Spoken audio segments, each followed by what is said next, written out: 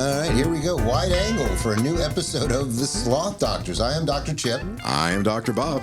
And we have with us still Doc from our last episode and our new guest, Duane Conrad. What's up, fellas? I'm shortening his name because he has 3 first names that are very long. I married a Latin woman, they always have really long names. You actually have 20 numbers in your, or 20 letters in your name. Do I? Only to be outdone by me, I have 21 letters in my name. Well, listen, you always have to be better. Yeah, of course I have to. He's got to one-up you, man. One extra letter. And you get numbers, too. And he's got a weird That's true, spelling of that's his true. name, so he could add letters. I have 24 with the numbers, if you put in the third. Jeez. Well, listen, you have a weird spelling, so you could add letters and we wouldn't know. That's true. You have all You got some conventional silent letters spelling. in there. I'd say I knew you for a solid 30 years before I knew what your middle name was, or even what your actual first name was. I just knew you as Chip. No way. You had to have known before that. Well, the middle name? No, I did not. The middle name was a good 30 years in. Okay. I mean, I had no reason to ever ask, why would I? What is your middle name? Parker. Parker? I don't even know what your first name is. It's about as bougie as possible. Parker Tillman III. How did you end up with Chip? What's that? How'd you end up with Chip? I don't know. I don't think anybody knows, really. I think my mom just came up with that. You're the third? I've literally heard your mom say to me, because you were like a chip off the block, chip of the old block, so I assumed it was because of that. You were just like your dad. I don't remember them ever actually. I mean, she may have defaulted, but just because she got tired of answering the question to that. Fair enough. Maybe, but dude, it was I was almost Trey. Wow. That's right. I was almost named Trey, and there was another name she said she was considering too, but I can't remember now. Yeah, Chip, I think, would be better than Trey. Well, and the thing is, Chip is a curse on everybody else in my family because my uncle's name is Skip. Okay. My grandmother never called me the right name for the last 10, 15 years of her life. Chip and a Skip. Oh, yeah. Wow. She was like, oh, yeah, Skip. I mean, Chip. She never got it right, ever. I had an uncle who went by Chip, but his first name was actually Clarence, but he was Uncle Chip. Nobody called him Clarence. There's no rhyme or reason how you get Chip from William. It just doesn't happen. How do you get Chip from Clarence, for that matter, either? Well, at least it starts with C. Okay. Fair enough. I guess Chip is technically short for Chuck or Charles or whatever, but... All right. That works for me. But as far as William Tillman, or specifically Bill Tillman, that's a pretty famous name. There have been 3 movies made about one of my ancestors named Bill Tillman. He was a sheriff in Oklahoma, and he caught the Doolin gang. Right. And don't you have some, Revolutionary War Tillmans This guy's name is really interesting. This guy's name was Teach Tillman. Teach? No, I'm sorry. No, Tench. Tench. Okay. Tench. Tench Tillman, and he was George Washington's right-hand aide. Nice. Man, you guys have been here a while. Yeah, my family can be traced back to about 12th century England on my dad's side. Really? Yeah, I don't know. We were just talking earlier about my grandfather who emigrated from Germany, and he could have been a Nazi spy. Yeah? Yeah. Right. Not based on self-professed ideology, but based on talent and what I said to him was, if he wasn't a spy, he most assuredly was approached with the offer of being one. Yeah, and tell him why. Well, he spoke German. He was born in Germany, I'm pretty sure. He was a pilot, and he was a photographer. Okay. And he was also in he must have had to pass some kind of clearance to be in the civil air defense or whatever it was called, the people that flew around and looked for subs and stuff. But that would also make it awfully easy for him to drop the microfiche out the window. That's what became the Coast Guard? Right. Is that what became the Coast Guard? I don't think the Coast Guard actually existed then as a major branch. I think the Coast Guard existed during World War II. Well, no, because even the Air Force didn't exist. It was just Army, Navy, Marines, I think. You may be right about that. I don't believe there was Air Force or Coast Guard. Yeah, my family came over from Germany between World War I and World War II. So on the German side, my father's side, Italian side, they came over before that. But I'm trying to think. I'm not exactly sure when that side of my family emigrated. It might be about the same time, but I do know that my grandfather's father, my great-grandfather, invented, and this was back in Germany actually, that he invented some kind of high-speed camera back in the day.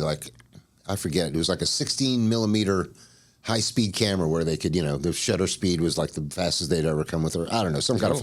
That's why my grandfather was obviously... Nepotism was a photographer. Guy always ran a little photo shop. And truthfully, he was just he didn't really have any, or didn't seem to express any particular political ideal. I mean, other than he was a cheap bastard. No, then he was definitely a spy. Yeah. Who knows? Closed-mouthed. Hey, listen, I think it runs in the family because I've heard a lot of stories about Chip and a Cadillac.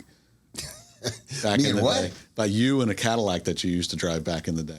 Cadillac? Yeah, like some. I've never had a Cadillac. No? Somebody was telling me the story about you, and maybe it was a different car, but it came to me as an old Cadillac that you drove around in that was like a very distinct, like, old sedan that you had.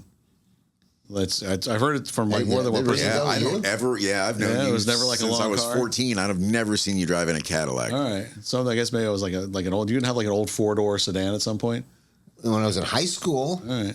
It was like the story about you had some creepy car or something that was like... Yeah, I had a car in high school that everybody would beat on. It was all beat the shit out of. Like we would take baseball bats to and shit. There's dents all over the thing.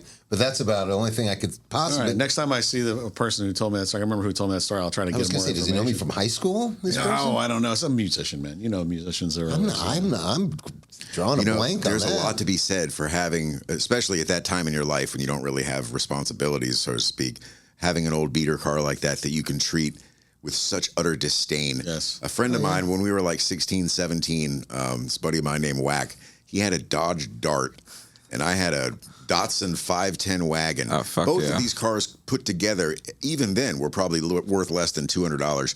And we would frequently almost play bumper cars with them at red lights just to get a reaction out of other people or hit each other in a parking lot. We didn't care about the dents, but to see the look, thankfully we never did it in front of a cop and didn't actually get any tickets or anything for it. But neither one of us was going to sue the other one for damages. So it was, Fun time. yeah, it was just fun. I know. I had some guys I hung out with. They used to like to bump girls at lights back in like the late 80s. That can get you in trouble. Yeah, that's a little predatory. We were out one night. I only hung out with these guys a couple times. It was the first time I hung out with them. And they almost got us into fights 4 times that night in different places. The first one was we were down in North Miami sitting at Dixie at the tracks, and they bumped a girl, and of all things, an old TR7. So my stepfather had a TR7 when they were new, and they used to catch fire. So they bumped into these 2 girls in this TR7, and it stalled their car out. So they jumped out furious because then they couldn't get their car to start. How hard did they bump them? They just they were sitting at the tracks and they just kind of bumped into him. And I guess probably a stick. Probably, And they it was probably probably sticks. She got probably got yeah, it, and it stalled out and they couldn't get it to start. So they were throwing stuff at the car, and that's how the night started. So it got way more interesting than that. These guys are asking for... Oh yeah, no, they were jerks, man. Thank God that hopefully they've just become like internet trolls now. You know what I mean? And not actually physically harassing people in public spaces. Well, no, one is actually a director of shows. Like I actually, he has a very interesting last name, and I saw the last name, and I go, that can't be the same guy that I went to high school with. And he actually is a director of like some TV shows that are on either HGTV or something like that. So he's that. The other one was like a cop's son. I don't know what he actually does right now. And the other one's a buddy of mine that I still see every once in a while.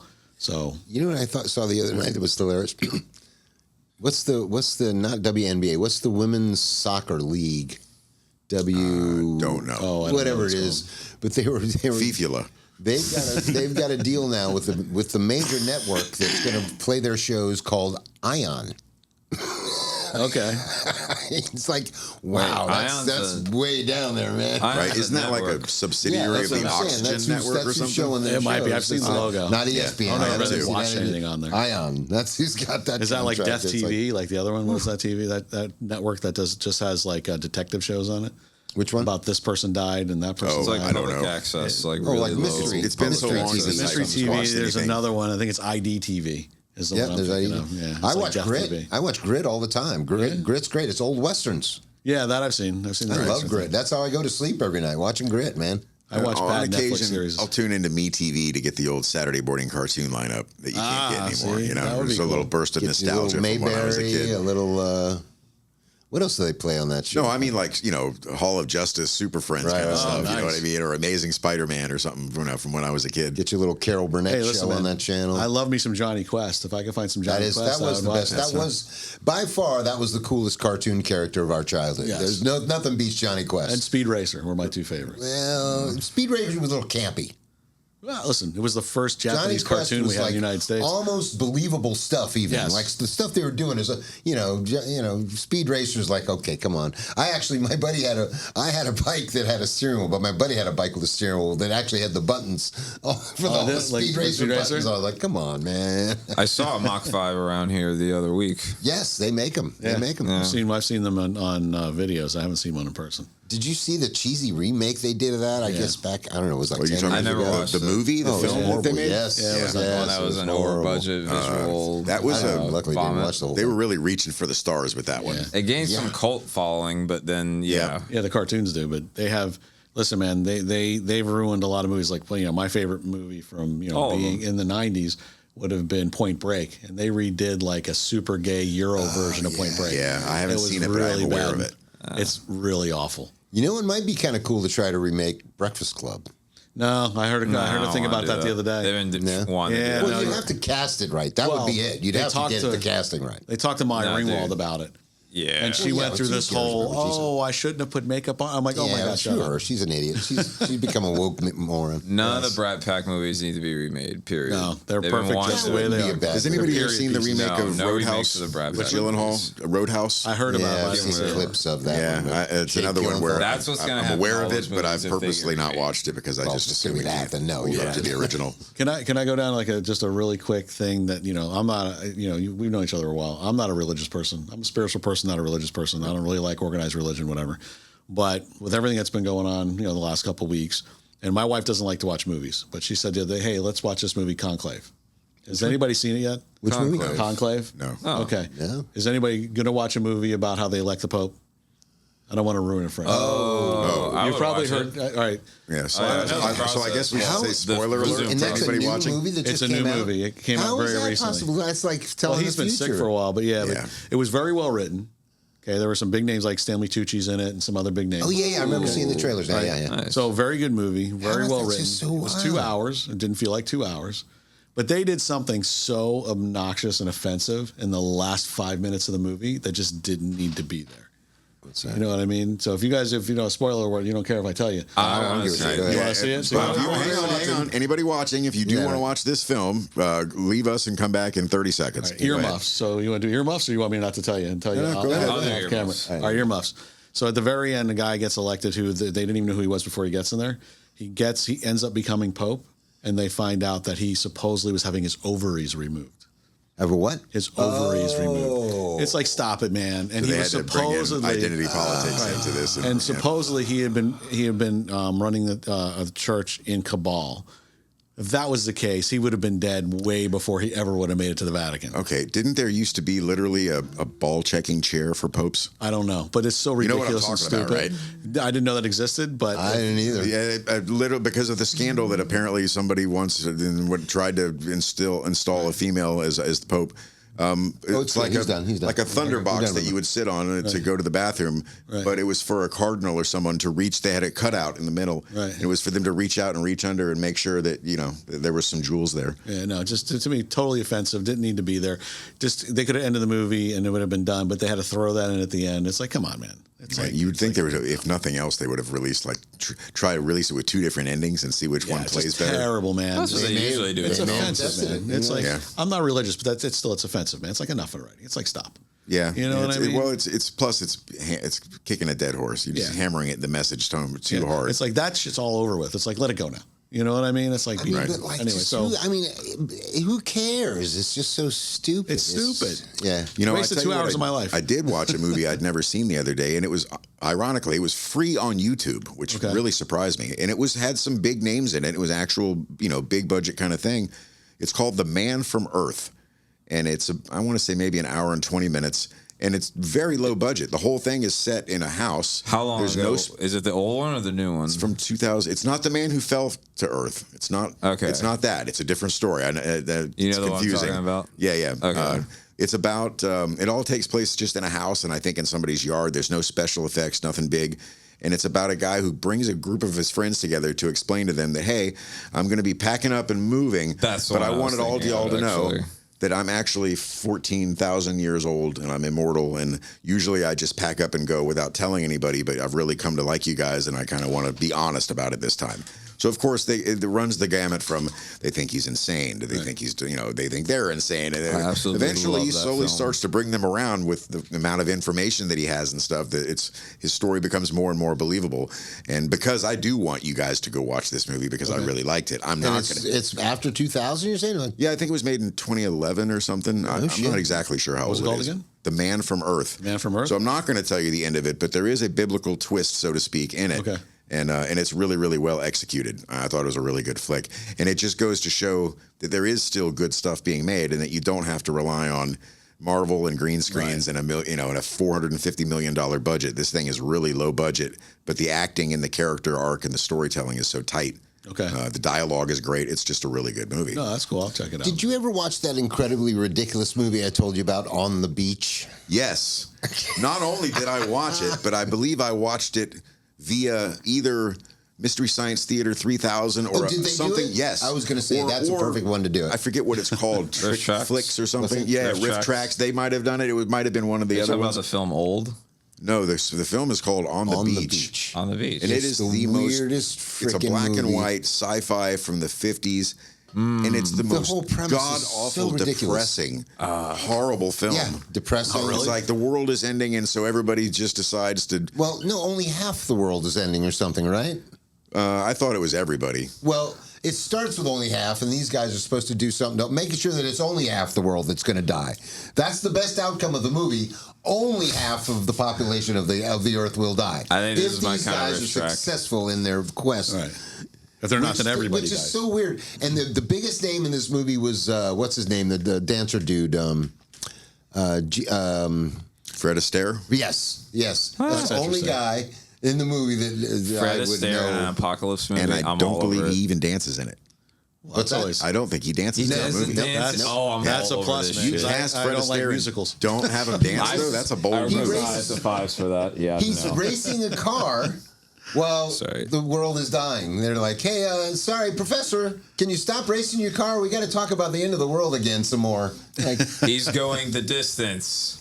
Yeah. it's such He's a going for wild speed. movie. It takes it's dread. perfect for Mystery Science Theater. It takes dread, nihilism, and existentialism to its utmost limit because every so one of these wild. people, regardless of their training or their capability, they all essentially just give up, accept the fact that it's all going to end, and choose something Right. to spend their last moments to give it some kind of meaning. It's just Nice. it's so depressing. It's a weird movie. Oh, I can't wait to watch It's that so one. weird. They had that recent And there's no one that comic wasn't bad. relief like there is No, with Don't absolutely Look not. Up. Absolutely not. Like, It's just depressing all the way to the end. all the way It's through. like, look, dude, you're dying. That's it. Yeah. You know? Well, Look, old movies comedy's are way better relative than like new ones. anything. And the whole thing is just like drab and dark and I mean, there's a little bit of like sunny shots in the beginning, maybe. yeah, and you'd think, you get tricked with the title On the Beach. Well, surely there's Oh, it must be a family film. maybe there's a It's bikini so involved. weird. Maybe Yeah, there's there you some So sun, weird. No. And just all right, so even to take this Even down the heterosexual wormhole of sex that, instead of gay sex. Who sits across the table from an executive producer and pitches that movie? A How do you really get good people to salesman. invest money into making that movie? Well, here's A the thing: really they good couldn't get salesman. anybody until finally they said, "Well, we have Fred Fred Astaire," Astaire. and then they're like, "All right, well, in Oh, that case, well, he at least dances though, right?" Well, no, he's just an acting role in this one, but Well, but they put his name on but it, his so they thought name there will was be gonna on be there. So, dancing. okay, we'll give you the money. And I mean, a couple of the other actors are like recognizable B and C, actors that you've seen in other stuff, but I couldn't tell you any of their Was the names. young Leslie Nielsen in that one? I don't think so. Nice. Well, I mean, listen, it's actually, that was back when they would write That artistic kind movies, of that you know kind what of I mean? caliber, So- kind of B actor though, like the Leslie Nielsen. I mean, yeah. it was like an Ed Wood thing, but just sadder. Yeah. Nice. Because at least the Ed Wood, even when they were bad, there were moments that were unintentionally funny. This thing doesn't even manage any moments of that. It's just bleak. Well, the whole thing All the way just through. kind of it's one of those movies you just sit there and watch like, what the hell? So was it, how old was it? 40s, 50s? 50s, 50s? Yeah. maybe definitely late 50s, 40s, but 60s, I So think maybe. 50s. it's before It's black and white, for psychedelics. sure. So, Yeah. Even they wouldn't help this thing. It wasn't a Pollock movie. You know? We should make our own movies. As a matter of fact, before I forget, I have a great idea for another TV show. Okay. It's a game show for scammers, and that'll keep them from scamming everybody else. And look, here's a game show. Call in and do your best, or whatever. You know what I mean? And what would their goal be? To scam another They scammer? get to win money if they get to scam you out of money. You have them just actually try to scam people on air, but whatever their scam is. And I think you're better. It's have going to it- be have easier it- to find you know, actual I'm assuming scammers what and you- not know they're being the filmed. good side of this is that at the end of the scam, the show pays the money instead of the victim. Okay, all exactly. right. And Exactly. it also would expose them in their techniques and would make it less likely. Actually, you're onto something there. That's I'm not a telling bad you, idea. Have a show like just have some rich guy go, okay, here's the money in this bank account. Go ahead, do your best. What do you got? There's Scam away. a whole host of really good YouTubers that have scammer payback challenge or channels. Oh, yes, I I've believe seen one in those. fact Some is of those even are called great. Scammer Yeah. Payback, Yeah, and yeah. Pierogi I've is seen some one, of and those. Jim Browning I think is another one, and those guys are amazing at what they do. But even though, and some of them even go up into the final moment of honestly saving people from losing their money, which is a truly noble endeavor. But I don't believe that even they do what you're talking about, which would be have the losses covered by the funds of the show. Yeah. After the person gets scammed. The one, And you know what things like that reveal, like how organized it really is. I usually figure a scammer's just one guy. No, it's an office full of freaking people trying Oh, to yeah. all trying to Office scam. buildings And you full know of what's people. even wilder than that? That anybody falls for it. yeah. It's Right. so obviously scams. So many of the times, and it's like, When I get you Mark say old that, people but then on the phone usually. As you've well. got to- Target markets. you got to think about how many people there actually are. You need such a small percentage for That's it true. to be profitable. And a lot of times too, when you get a scam email that shows up in your spam or something like that, and you can tell within the first sentence because the spelling is atrocious or whatever the reason may be. A lot of that is not a mistake. That's there to weed out anybody with enough IQ to read. You know what I mean? The hope Yeah, is that good point. if you Good click on it after reading that, yeah. you know what I mean? We got a you didn't winner. see those You're right red for the flags that you're probably a really good candidate to be scammed. Yeah, Well, you're a good seems, target. Seems like those guys that do the YouTube channel almost look like the same guys that were doing those boxes with the glitter bombs in them. Oh, that's great. Yeah, People Mark are stealing. Rober So many of does those those, are yeah. so staged, though. It's like it's Those such a are great cool. concept. Well, the but first those- ones, the first ones were good. Some of them are so And staged. also, like, okay, so we sent a glitter bomb to this scammer. That'll teach him a lesson. He'll never scam anybody again. That's It is ridiculous. funny, though. It is funny. But some of these new guys are like, they're like, yeah, this is the address that you're at. And they put the scammer's picture on the screen and they just give out his personal name and everything. And I've even seen instances where they have actually organized with the Indian police department and had them raided. that's camera sweet. getting arrested, and that Sweet. is so sweet, That's hella satisfying to see. Well, you would think that that Nigeria would be the richest country in the world with the amount of guys that are scamming and are successful at it. Right. You know Well, what I mean? Here's the thing, though. Think about it. If you're in Nigeria and you're a scammer, what's the first thing you're going to do when you get enough money? Get out of Get Nigeria. out of Nigeria. Yeah, that's a very good I point. was thinking, okay, Not a now lot of we incentive go. to stay. You might want to. You could still leave your servers there if you want the protection of the. Yeah. Just hire the some more rest of your scammers family's and move still it. working. Yeah. Well, it's like, where I'll can go they to go? America. I send your money back. Where else Yeah. can they get a visa to? Is will be the question. You know. Well, now it's finally that. That depends on how much they have successfully scammed and Well, that's squirreled true. away. It's all Yeah. really about money at the end of the day. How Exactly. much you're willing to pay. And sense of is everything. I mean, even the IRS doesn't care how you earn the money as long as you give them. There's like a fill-in part of the form, like various other income. You could put down anything on there if you want. You could put contract killer. You know what I mean? And here's the percentage I made off of that for the year. And they're like, oh, you paid us. That's fine. You're Yeah, good. that's fine. We're all You're good. fine. Yeah, we'll let somebody else deal with that. We're not. Yeah, turning that's it not in. our department. We Hey, just you want paid to a make lot sure of you taxes paid. this year. We're not telling anybody. Exactly. Yeah, it's so funny that I had to start filing taxes and lying about how much I made to get on Obamacare. Did you? Yeah. Yeah, when I started to take care of my mom when she had Alzheimer's, I just go with her once to do taxes, and I'm sitting across at the HR Block place, and I'm like, so what do I do to get on this Obamacare? And she's like, well, you have to make $13,000 a year. And I'm like, oh, okay, so do I have to just start filing taxes then? And she's like, yeah, well, do you make? I'm like, yeah, sure I do. Well, I mean, I'm sure I probably was, but, there's no way to prove I was making $13,000 a year. Yeah, no, I didn't even know there was a bottom on that. So that there I had was to be a collecting minimum. rent. That's what I just started claiming rent, which actually added up to just about perfect, which is not enough to have to pay tax, Right. but just enough to to get get me on insurance. Obamacare. There you go. Or is that the Saranac? Yeah. Yeah, that's my last. That was a Truthfully, the crazy only place to rental- live, man. That neighborhood. Whew. Yeah, I don't know where that. Oh yeah, that was a rough neighborhood. The only rental place I ever had, other than that, was truthfully my first house, which was a duplex. Other than that, I mean, I've been in between. I've just had regular single family, And when I even owned a house, I have many times that I was just I remember when I sold that house in Lake Clark Shores and moved in next door with my friend with Shug. That was pretty wild. And Lake Clark Shores is an interesting place to live. So how long have you known Chip? 7 years, 6 years. Has we it met been that before. long? It was before COVID. Oh, God, I guess, yeah. So it was before COVID. Maybe Shit. a year or That two was before 5 COVID. years ago. It's crazy Yeah, that so- it's been Ah, that yeah, long. you're right. Holy shit. It's been a while, man. I mean, we were playing music I would have together said a like couple 3 or years ago. 4. Yeah, no, Wow, it's been you're longer. right. It's before COVID. So how long before COVID? I'm not sure, but it was Yeah, I before don't know. COVID.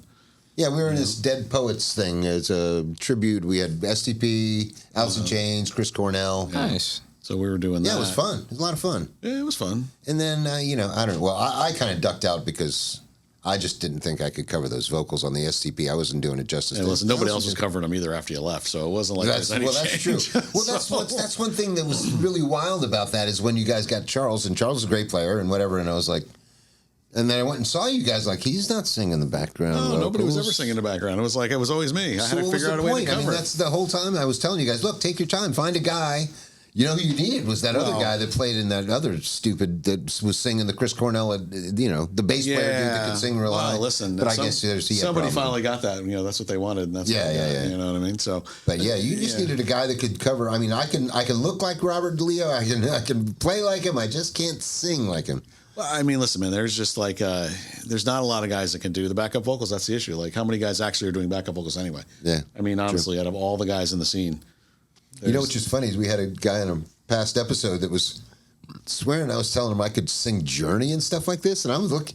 I don't remember ever doing that. Right. That's insane. I would never think. I mean, I could sing Journey. It's not going to sound anything like Journey. It's going to sound like Dean Martin singing Journey. I know the Yeah. words, though, if that's what you're asking me. Yeah, Yeah. but I It'll be never ever refreshing. said I could sing. This guy was. I was like, God, I don't remember doing that. I mean, I might have told him I could sing like "Rockin' in the Free World" or something like that. Maybe Oh, back in fuck those yeah. days. and that turned into. That's Steve something Perry. I could cover. Maybe. I love that song. Yeah, I don't listen, man. I don't know. There was, I put way too much time into that, and it wasn't. It ended up not being where I wanted it to be. And I'm very anti-music scene right now. I I'm thought not he was even killing listening it to on the music Alice in right now. Chains back vocals, though. I thought that was great. That sounded great. Only problem with that is I can never remember the words, and you were hogging your teleprompter. Well, you never told me you needed me to turn it in that I angle. always told you, Did you're like, oh, just come walk on. If I can't walk over there and be on the mic. I don't remember. I definitely would have angled it towards you. That would have been fine. I mean, I didn't care. Well, even then, it's like, well, that printing's a little small. Well, listen, man, I can't see anything. You know what I mean? I can't see shit. I can't hear shit. I can't see shit anymore. I'm gonna be Tommy soon. Well, hey, Tommy, listen, man. can you hear me? Well, supposedly Roger Daltrey's turning into Tommy. Yeah. He's losing his eyesight. We talked about that a couple of episodes ago. Did How you? the hell do you get fired from the Who as a drummer? Zach Starkey gets fired from the Who. Did he? Oh, I don't know. Yes, they fired for being too loud. Jeez. Well, listen, so and so supposedly is a Yeah, Townsend's deaf tyrant, as a stump. How do you play too loud with the Who? That's about. Well, anyway. it's not That's a Townsend. really good It's the guitar player. He hates Townsend.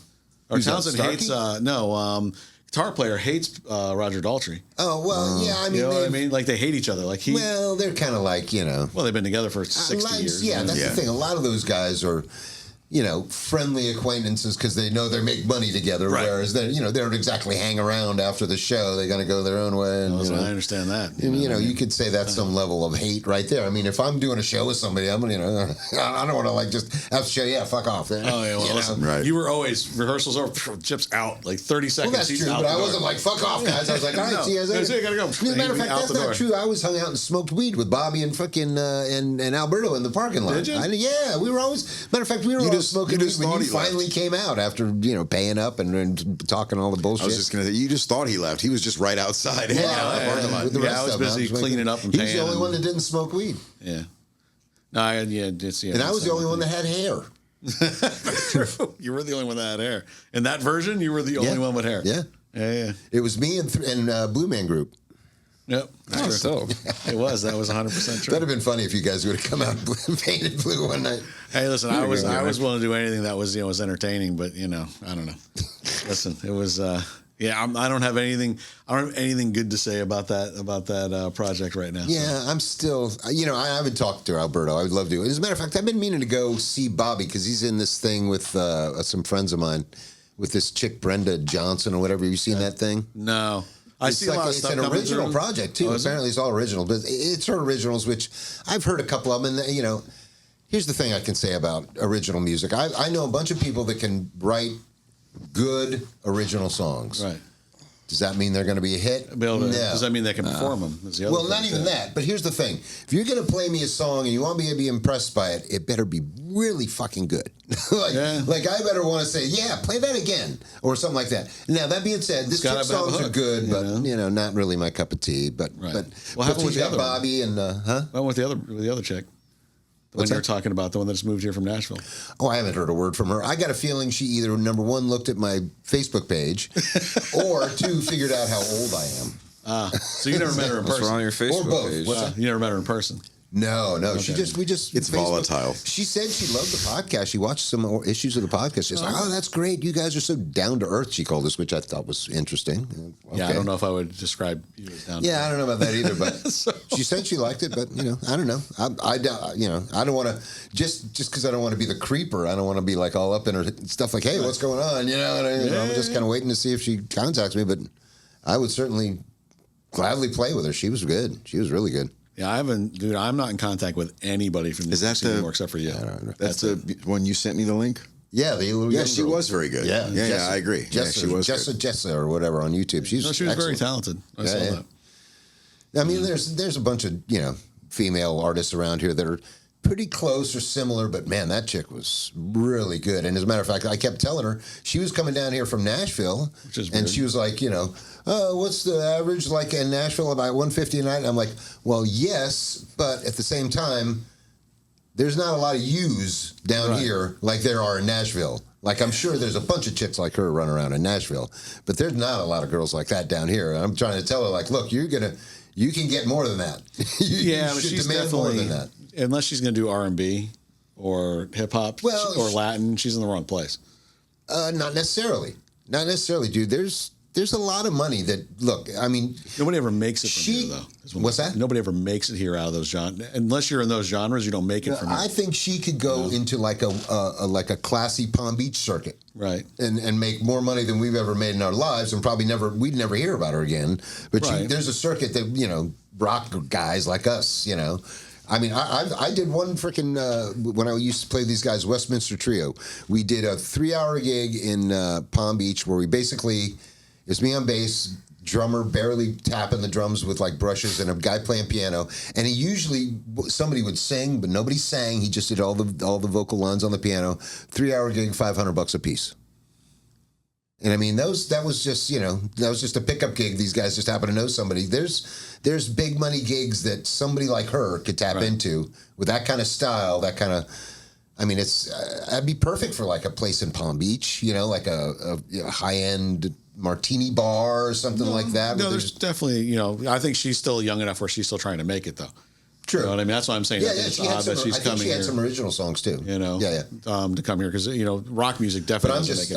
I was just trying to impress on her. Like, look, don't play for $150 a night down here. You're worth more than that. Way more than that. There's probably more like double that. There's probably more live music venues on a one block area in Nashville than there is in the whole Tri County area. Down Well, there. here's the thing: with her kind of act, she could go to Atlantic Boulevard, Right. walk up and down in any one of those restaurants. And go, hey, I got a buddy of mine that does this. I've told this story before, a piano player buddy of mine. And just walk in and go, hey, I'm going to set up and play for an hour. If you like me, give me a couple of $100. If you don't, tell me and I'll pack up and go away. And I guarantee you, she'd get tons of gigs right on Atlantic. Reverse busking there. What's that? Reverse busking. You Yeah, know what I mean? yeah. Just show up and go. I know a guy that he actually plays at the cigar bar, the Moon. What's the one up in Gardens? Moon. Anyway, but he plays up there all the time, like Thursday through Saturday, every night. House gig. Yeah, I've been trying to get him to do something on the side, even like, no, just on your off nights. Like, nah, I don't want to jeopardize what I got. 'Cause he's raking it in there. Oh, is he? Oh, my God. Yeah. People just throw hundreds in his tip jar. When I was a teenager, I briefly worked at a restaurant on the island on Palm Beach, Chuck and Harold's. Yeah, haven't we all? And, well, not Chuck and Harold's. Oh, for me, but- yeah, you worked at the Crab, but that was in Jupiter, I think. No, but I worked in Palm Beach. A couple of different places in Palm But Beach. we had there was a resident piano player there that it was just one guy. His name was Pepe. And And every time he had this weird vocal, yeah. He would do this like real jazzy kind of lounge singing stuff. Right. And I always wondered what kind of a gig, like how much money he made doing that. He played every night. He was there Did every he have night like of the a week. rabid following of people that would gravitate around? I mean, when this guy Not really, plays, because people were eating. It was no dance floor See, or yeah, anything this like is a that. He different- just played in the dining room. yeah, this is a He had different kind of piano venue. in the This dining is a room. cigar bar where there's nothing to do but smoke, drink, and sit at his piano. Yeah. I mean, No, this literally was sit at the people piano sat and down, or ate, whatever. and then left, and then Pepe played the whole time. That's probably it was a lower volume. Like the one thing right now, you can't go into a restaurant and have a conversation anymore because they've got a DJ or they got the music up about 1 or 2 ticks too loud to where you can actually have a conversation sitting at the table, Right. which I don't understand right now. Yeah, some You places. know? Well, they're trying. A lot of these places are trying, especially places like Delray, because what that is that's the land of the all right, like Boca is the land of the older rich. Right. Delray is the land of the younger rich, like the rich people's kids. Right. And when they go into a restaurant, they're trying to make these kids think they're at a club. Right. You know, No, I like- understand they're trying to make it a club. Well, Monterano started that stuff probably Right, 20 right. years ago. I just find it annoying when I'm at brunch. Oh yeah. And they bring a DJ in. Yeah. And they've got the music up. Instead of it being on 3, it's on like 5. And you can't have a conversation. But if it was on 3, you would be able to enjoy the music, but you'd you're actually be able to have a supposed be conversation. rolling from the night before still. Right? Yeah. I'm waiting for the crab legs to come out, not for the bass to drop. This is Yeah, it's not the like, right- dude. Endless mimosas. Yeah. And then you get these DJs not a that can't peaceful find the beat. breakfast. Have you ever been stuck with a DJ that can't find the drop? Like he's dropping the bass and it's off beat. Oh. And it's like, dude, you're dropping it like And isn't that? I thought it was all automated now. Anyway, No, like 'cause they're they go captured in- close enough. well, no, he's like off no beat. shit. It's like, dude, you're off beat. You have no timing. How'd you get this gig? You know what I mean? It's like it's off. with Mother's Day coming right around the corner, and you mentioning brunch and being too loud. I think most of us here have been in the business. Can we just take a moment to appreciate how much anybody who's ever worked it hates brunch? Sunday brunch, as a server or a bartender or anybody in the service industry, is the most horrible. Just a horrible shift. Every place I've ever Wait a done minute. it. I Every remember- restaurant I've ever done it at. Never It's miserable. Sunday brunch is the devil's meal. Wait a minute. I Sunday brunch can't is the remember devil's where, meal. I'll stand on that hill. but I worked vaguely in the remember bomb somewhere group? where it was really fucking cool. I can't remember where it is, but Remember what earlier we said sometimes you do remember your dreams? Right. That was one of them. That never happened. You could worked be at the right bomb on. group, right? oh yeah, that Okay. was horrible. That yeah, was yeah. all right. Not That only whole did you have place- to, that whole job was not only did horrible. you have to set it up at there was one whole dining room that got transformed into a buffet area, right? So all the tables that required to do that existed in a shed out back. That shed was inhabited by all of the hornets that live in South Florida. There was, no matter what they did to it or how they treated it, they were always there. And every Sunday, somebody got stung. So, like, if you were smart, you'd just be like, I'm allergic to bees. I can't do that part of the setup. But everything about it was horrible. The food that was out there that place served they're not even open anymore, so I can say. I was going to say, I've been fired from 2 restaurants, and that was one of them. And that time, I was so glad. Oh, yeah. That was what a reprieve of being fired I from there was is. like, thank you. Thank you They very used to much. serve this beer cheese soup, right? And people raved about it. People would beg you, please, can I get the recipe? It's horrible. It was Bush and Cheese Whiz. Bush Light. Bush and Light. cheese whiz. Bush Light, yeah, and Cheese Whiz, and I don't know what the ratio is because that's the secret. And they But heat it other up. than that, that's it. And they heat it up? Yeah, heated it up and served it and people would line up for loved it. it. It was That the is champagne. fucking Of course, it was mimosa and champagne brunch. Right. The orange juice cost more than the champagne. And Oh, it was, yeah, no, and it's it was the crappy cheapest. orange juice. It was frozen concentrate orange juice. The champagne, I think it was Andre or something like that. It was just like you get a headache just looking at the bottle. Yeah, you don't even nobody need to ever drink gives it. you expensive It is- champagne. And then, of course, there was, I want to say it was the 3rd or the 4th table in the hot food area. Like the staff knew, because at the end of brunch, we were allowed to eat whatever we wanted because they didn't want to, the less they had to put away, the better. There was this one table that was always like seafood surprise. And it was like nobody who worked there would ever eat anything out of that Bain Marie because that was like whatever leftover seafood had been for the week turned into some kind of cheesy casserole. Oh, it was horrific. Maybe it was Charlie's Crab. Maybe that's where it was. Brunch was so cool. That must have been it, but I didn't work there very long. All right, dealing with the after church crowd, that's a nightmare. Oh yeah, Howley's brunch that had to be horrible. Did I ever work on a Sunday? I'm sure I got you to at least once. I don't think so. I don't remember working at a brunch, but I might have. I don't remember. Yeah, I was I managing. only worked there, like managing half a this dozen place times. that did a maybe. really big brunch, man. And this place was built in 1947. It's a really cool restaurant. It's a really cool building. But it was never You don't know about Howley's? built No shit. to I'm handle a the. Broward kid, man. You got to Oh, come yeah, up on right, me. right. It was never really built to handle that volume Right. that we would start getting on the Sunday brunches, and like the plumbing in the building and the electricity and stuff. It's now it's had a lot of remods and money put into it, but at the time it really struggled. And people that are in a hurry didn't really understand or appreciate any of that. It was just vicious, just a vicious place to work. I've never worked as a server, man. I was a busboy for like 2 days, Oh, really? and I went, no. So what did Same you do for me. before real estate? I was in the wireless business for 10 years. Wireless? Yeah, Like I was- phone, you mean? Like a Yeah, so phone from stores or whatever? 1990 to like 2000, I ended up working at the swap shop of all places. Oh, yeah. in Sunrise, and So basically, you're Saul Goodman. was that? You're Saul Yeah, Goodman. selling phones at the swap Selling shop. phones at the swap shop. Oh, wow. But this is like way Prepaid. back, like 1991, 1992. Yeah, that's about when you know you- what I mean. that's about the right setting. I did that for a That's couple of years, and then hilarious. I worked for this company called Cellular Works, and I did that, and then I ended up working for OmniPoint, which turned into VoiceStream, which is now T-Mobile. And I worked for this AT&T dealer for a long time, so they set up and sold like an online cellular accessory catalog that I was involved in. So I did that up until, and then I opened my own company, which was like a business to business in like 2000. And then, it was the beginning of 2001. And then when 9/11 hit, I'd been open about 8 or 9 months, and I was business to business. So when 9/11 hit, business to business wasn't open for a couple What do months. you mean? What does that mean? I sold to B2B. businesses, so I didn't. Oh, I see. I wasn't doing retail. I was doing like business lines. I Gotcha. did retail too, Gotcha. but I didn't have like equipment. Right, Like right. I was a Sprint dealer, so I would, sell you a phone, and they would drop ship it to you, and you get it in a day or two. So I didn't have to carry inventory. I didn't have to pay out for inventory.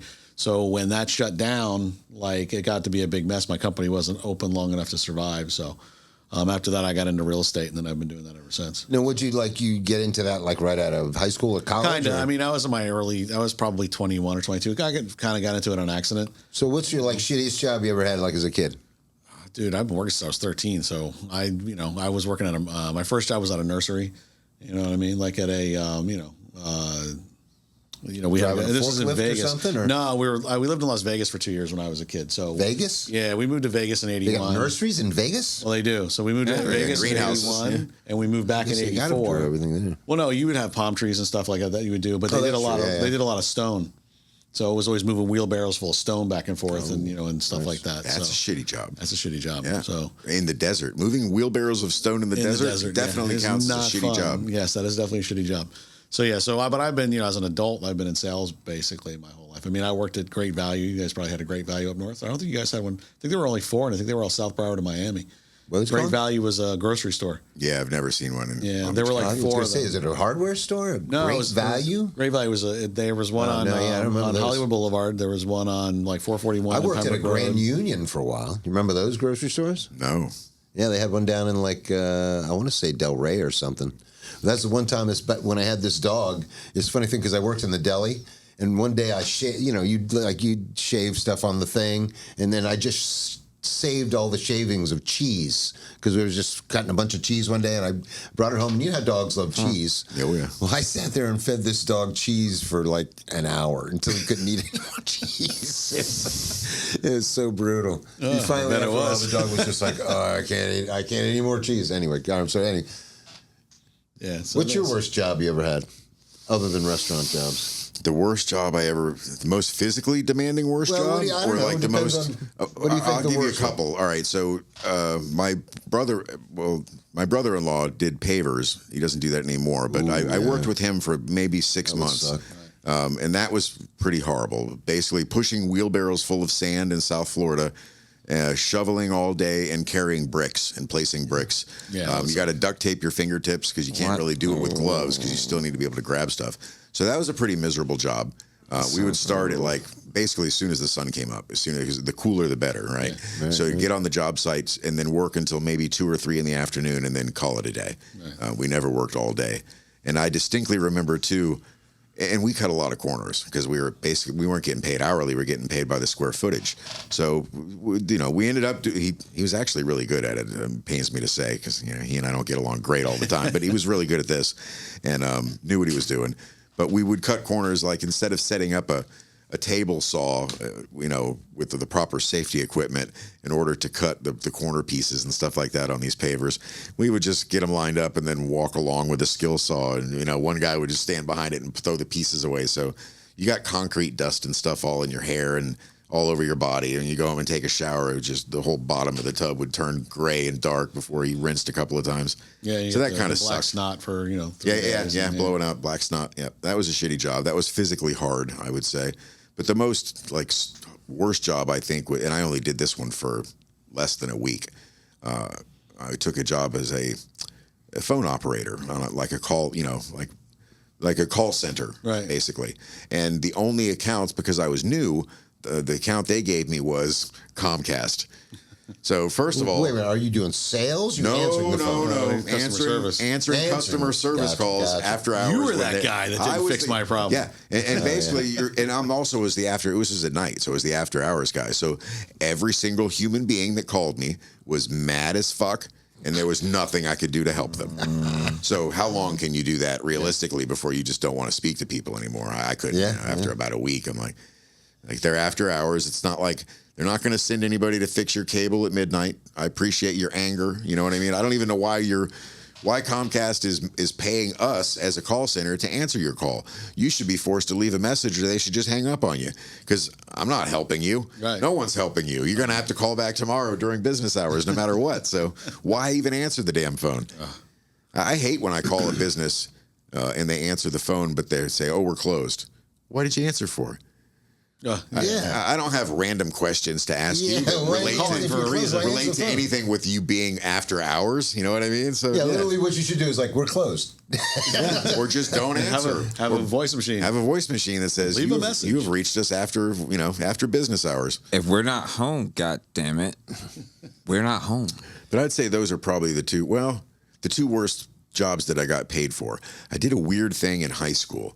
When I was in high school, I had brief thoughts that I might want to one day be in psychiatry or mental health because I was very fascinated with aberrant criminal behavior, and I still am, but just not enough to want to be in that field. You would have been pretty good at that, though, I must say. What I did was I had an internship program when I went to high school, and I interned at on 45th Street at the Medical Health Center. Oh, and this is the one. 45th Street. This is the one run by the one run by the county. Okay, so I'm 16, 17 years old. Neighborhood. The internship consisted of sitting in on these. They called them step up group meetings. And it was basically people in recovery, and it was like the final stage, and it was group therapy sessions. And part of the internship was literally just sitting in on these therapy sessions, which I'm sure violated all kinds of HIPAA things, but whatever. Well, HIPAA didn't exist back then. HIPAA probably didn't even exist back then. But the part about it that was soul crushing and that made me not ever want to be in the field and think about it differently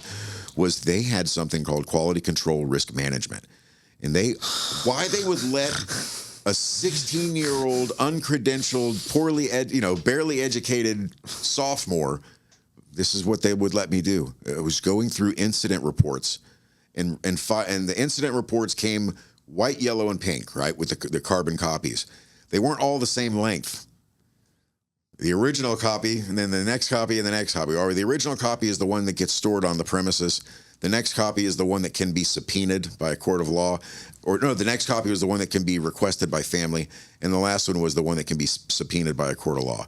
And because I had plenty of time to kill, instead of just peeling them apart and putting them in the colored boxes, I'm inquisitive, which you would think they would expect that an intern might be. I'm doing this for free so I can learn shit, you know what I mean? So I might read a few things here and there. Well, as you can guess, the original one would be patient A bit patient B in the ear. The nurse was, not at her desk. Basically, the first form clearly shows that the institution did, at the very least, was negligent or was complicit in the injury or the fuck up, whatever, the incident that occurred. So that was the version they would keep. Then the next version would be toned down to make it a little more palatable, but still kind of exonerate them of most guilt, and that would be the one that families could requisition. And then the one that was actually could be subpoenaed in court. the patient was completely uncontrollable. The nurse was all their there, fault. did everything she could to Cover stop all it. the You know what I mean? bases. Of course. And reading that was just so soul crushing. It's like these people are already lying. Yeah, they're insane, or clearly because they're institutionalized and they need help and they can't even. This system that is supposed to help them is just so flawed. And now, I'm not saying every place runs like that, but it was an eye-opening experience to a young kid. And They print those things somewhere. yeah, exactly. And it, My mom spent the night at 45th Street one time. She freaking called up a friend of hers. I think she was going through menopause or something. She was going crazy for sure. But she called up a friend of hers and said she was going to kill herself, and then wouldn't answer the phone when anybody called back. So the cops showed up, and apparently, if the cops ever say, "Do you want to kill yourself?" Yeah, you get Baker never say yes. Yeah. That is an Yeah, that automatic is trip to 45th Street. Yeah. that's a 3-day, that's a minimum 72-hour observational Yep. hold, just like a Marchman Act or a Baker Act. Yep.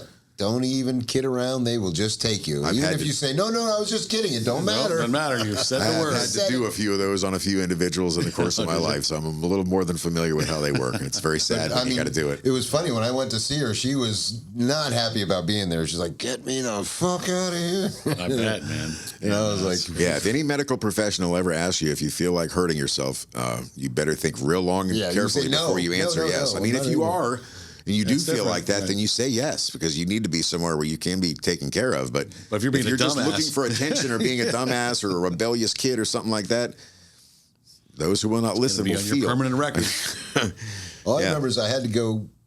I forget if it was visitor or pick her up, but I'm sitting in this room waiting for them to bring her in, and there's another individual in the room with me that's clearly a patient, not a visitor, and the guy is just literally just staring me down, like from literally like from me to you. Like 1,000 yards stare. No, very intently staring right at me. You can see the devil dancing behind his eyes, kind of. Yes, Yeah. exactly. And Yeah. I'm just sitting there like, okay, not trying to, not making eye contact. Not engaging. Okay. I've had a couple of family members that had some issues, and so I have been in a lot of those types of, well, not a lot, but maybe 3 or 4 different local institutions that deal with that sort of thing to visit them. And there's a huge difference in the levels of. There's nothing like going in there to visit, and it's the people that you're going there to visit. Everybody in that general room or that department, they're allowed to have visitation, right? So they're going to be getting out someday. In every one of these places that I've been to, there's a steel door. Often there'll be a strip of glass, much like a door in a hospital, and you'll see things on the other side of that door you don't ever want to see. And sometimes people come and press their faces up against the glass and looking out, and it's heartbreaking because I'm not sure they get any visitation in there, and they're sure as shit not letting them out, and they're not allowed out. And you can see how jealous they are even of the extra freedoms that the people in the next tier Just up saying. that are experiencing. Also, that's where they filmed the first and last scenes of Sling Blade is in that room. Yes, yeah, possibly. And you know what else is funny too is that, and this varies on the institution, but the level of security and or bullshit they make you go through before you can go back there. Like, I've never been to one that doesn't check you. Like wand to make sure you're not smuggling in any kind of weapons or anything like that in, because they're basically, even if you in a locked self-check room. you're in, they're basically prisons. It's a lot easier to get they- out if you can prove that you're sane. It's not like you just need, serve your time and get out, but a lot of the rules are the same. But I've also been to places, and I don't want to say the name because I literally signed an NDA, but I've been to places where you had to sign an NDA to visit. The reason being that there were some people that might be there that were celebrities or that were semi-famous, and you had to sign this before So you it's were like even a allowed. rehab set or Yes, something? rehab situation. You're not allowed to say, "Oh, I saw such and such I there," saw such and such. recovering from whatever. So Oh yeah. Listen, I've had some people in my life that have some issues, and you can see the devil dancing in their eyes, and you know that they're not normal. And some of them are big and strong, and you don't want to, you know what I mean? yeah, Whatever But that is. there's a lot of and fighters have that look too. The guys that are actually professional fighters. Well, yeah, They got a and they little bit can in that kind of too. turn it on and off too. Yeah, I believe they when call they're that. getting you ready turn for it a on, fight. really. You turn it off. Not When so they're you getting ready can- for a fight, they don't, man. It's on. I believe you know they what call mean? that the instinct. Is that what it is? I knew a guy recently that was he was having like when I met him, you could see that, and I had a conversation with him about it. And I'm like, hey, I said, I have a very close person in my Hey, life well, has that there. One time at Sebring on mushrooms, I beat the shit out of some guys about 250. Did you? Big giant guy. Maybe that's what you can do on the power of I was on mushrooms. psychedelics. For some reason, I was convinced this guy had done something to my mom, and I just walked up and started wailing on him. Just beat the shit You out had of the him. crazy that I day, heard too. some But crazy stories about those Sebring trips, and I never went That's on the one. one. That's the Oh, one crazy. I thought dude, you did I it more than tripped for once. like 6, 8. Oh, yeah, dude. I used to go to Sebring every year. Yeah. Since about 1971. Till about, God, I'd say I'd give up. I gave up shortly after that fucking mushroom trip. I went about a couple more times. I'm like, that's enough of that. But yeah, that was the wildest. And the thing is, we didn't just take mushrooms, which I'd done that before, and that's great. That's fun. That was, the worst part about that is waking up the next day and your face is sore from laughing so much, right? But we had this like mushroom tea or something somebody had made, and there were like 7 of us. So everybody got a half dose except me. I don't know how I got the full dose, but and not only that, You're the lucky one. At the bottom of the pot. well, not only that, everybody else shortly after they took it threw up. I never threw up. So I was just buckled in for the got the fucking full ride of ride, my life, dude. And I got to say, I spoke to a higher being. At some point during I re-experienced childbirth. Did it have the voice of Marlon Brando? I spit in my mom's face. My uncle beat the shit out of me. I beat the shit out of the other guy. Somehow, this is the wildest part. So, while I was beating the shit out of this guy, I was naked, too. I was completely naked, and they were trying to chase me down and get me back in this camper. But Greased up naked guy.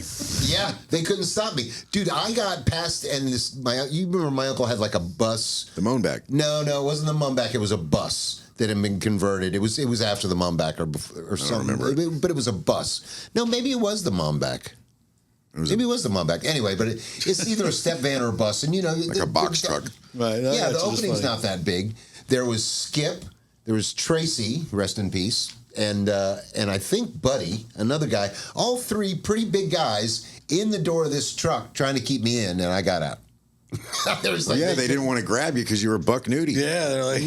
Well, no, they were trying to keep me in pretty hard, but they couldn't keep me in that truck. And I started running around, but yeah, that was wild. That was the wildest trip. I've never tripped since then. I'm scared. What am I doing? So one of the first times I ever did mushrooms, I was So I living got in so North into Carolina. that story. I was like, I was living in North Carolina, working at this restaurant called Providence Cafe. It doesn't even exist anymore. It's been turned into something else. Providence. And me and a friend of mine, a guy named Scott, and a couple of chicks, and I think my buddy Chuck might have gone too. It's hard to remember now. But we decided to plan this mushroom party at my house. Now, there was a busboy that worked there whose name was Chad. And Chad somehow either overheard or found out about the party and asked if he could come. And he was a cool kid, cool enough, you know what I mean? Yeah, and he right. wasn't that Seemed much cool. younger. He was like 17, I Seems- think, oh, and we were goodness, like I know 20. this is You know what I going mean? now. So it wasn't like a child or anything. And I didn't ask him, but I assumed since he expressed interest and that he asked to tag along, that he had done it before. He had not. That'd be the precursor to this story. So we decided not only to have this mushroom party, but we also do it as a costume party, right? Oh, and I was really into Renaissance Festival at the time, so I had I had all kinds. I had not quite armor, but I did have like gauntlets and sabatons and shield and sword. sharp implements. Oh yeah. All full on, also with a really nice Spades and hat with a huge neuters. ostrich feather coming off the top of it. And I had dubbed myself for the occasion Lord Hat because I was wearing this hat. And I was Lord Hat, Lord of the Manor.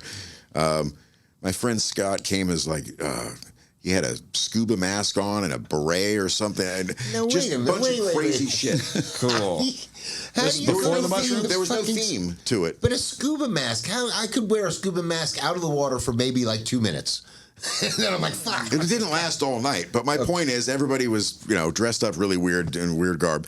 And now I've shown this before to the camera, and that's Bob Dobbs, which is the avatar of the Church of the Subgenius. Praise God, which is pass the ammunition. basically just a bunch of it's a mock religion. It's spoof, it's satire, it's comedy, right? I say that because at one point during the festivities, while we were all tripping our asses off, I decided to start reading shit out of the book of the Subgenius. There's a specific page called The Rant of the Subgenius, and it's on page 89. I'll never forget it. I don't have it memorized. It's very, very long, but it is an insane it says something like, I'm insured for acts of God and Satan. I pack the fudge of the dinosaurs. My semen bores holes through the earth and erupts volcanoes in China. It's just the craziest boasty bullshit you've ever heard. I was suckled by a triceratops, shit like that. Unbeknownst to me, while I'm doing all this, and Chad is getting further and further to peeking into his mushrooms, I didn't know that Chad was also, something he hadn't mentioned, is that he was raised a fundamentalist, fire and brimstone Christian, and his parents had instilled this in him. He's up all right. He lost his mind. His fucking cheese slid completely off his cracker. You turned into Satan, I guarantee you. All right, so this is what he starts doing. I notice him, he's like rocking in his chair, and he's saying something under his breath, and I can't figure out what it is. Finally, Scott's like, Chad, what's up? And this is what he's saying, you're not my Lord. You're not my Lord. You're not my Lord. Yes, I am. You're not my Lord. Yes, I am. We had to babysit this. First, I had to put all the weapons had to be put away. Sure. Had to babysit him for the rest of the night. It ruined everything. Ruined the whole fucking party. You say he had a bad trip. It sounds like you. I didn't have as bad. I look at it this way. It wasn't as bad as his because now I have this amazing story. Yeah, right. I guarantee you, he's never told anybody except a therapist what happened to him that night. Hopefully he did. The next morning, whatever, my phone rings. Everybody is randomly, I'm in a one-bedroom apartment, and there's like 6 people there, and everybody is just asleep in various places on the couch or in the bed with me or on the floor. Phone starts ringing. We had landlines back then in the 90s. I go to answer it, and this older woman's voice that I do not recognize says, "Is Chad there?" And I'm like, no. I don't know, maybe, I got to look for him. Who's this? This is his mother. His mom. I'm like, Chad, I go get him. Like, Chad, you gave your mom my home phone number, as in, this is where I'm going to be, in case I should have a fucking nervous breakdown or anything, or get stabbed or contract an STD, whatever. This is where So I never saw Chad again. He was the busboy where I worked. So he never came to work again? Oh no, the story's not quite over. I go back to work. Like the next day, or I forget, I might have been smart enough to have a whole day off before I had to go back because I knew I was going to be feeling rough, right? I go back to work, and the general manager, within minutes of me being there, asked me to come into the office with him. I come into the office, and he's like, Chad no longer works for us. And he goes, I received a call from his mother, and apparently he was at a party at your house, and he knew a lot, right? Chad spilled the beans, and she spilled the beans to him, and he's like, I'd like to know who else was at the party. And I said, I'm sure you would, but I'm not going to be the one to tell you. That's Chad. Yeah. I said, apparently you already know or think you know lots of things. I said, all I'm going to say is nobody forced anybody to do anything. Nobody got permanently injured. You don't need to know who was there. And the matter is, So, yeah, Chad never came back to work. No idea whatever happened to the guy. I feel bad for him. I hope if you're out there, Chad, if you're still alive. Got thrown into some boot camp. I don't know. I mean, he might have been sent to some kind of youth boot camp or conversion camp or something. But you're not my Lord, just rocking there. It was really sad. Imagine if it changed his life and he was never the same after that. Maybe. I don't know. Man, shit happens. I mean, I will say this. The next day after the phone call with his mom. Might want to change his name for...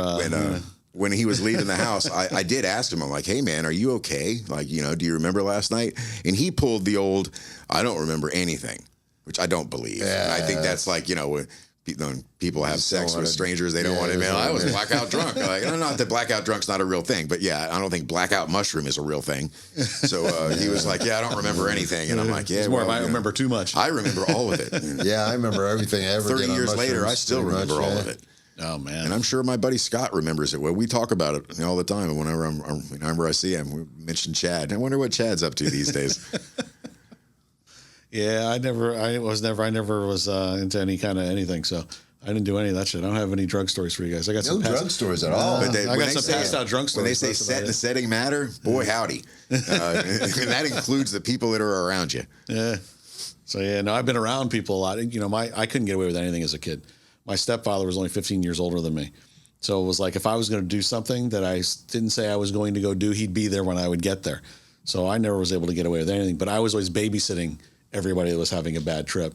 When I lived in Las Vegas, the guys I hung out with, I was in 7th grade, 8th grade. I was in 8th grade. The guys I was in school with, they would fry on Fridays. So they would take a hit of acid at lunchtime. So that they were ready by the time we got out of school, and I used to have to babysit everybody, make sure they got home okay.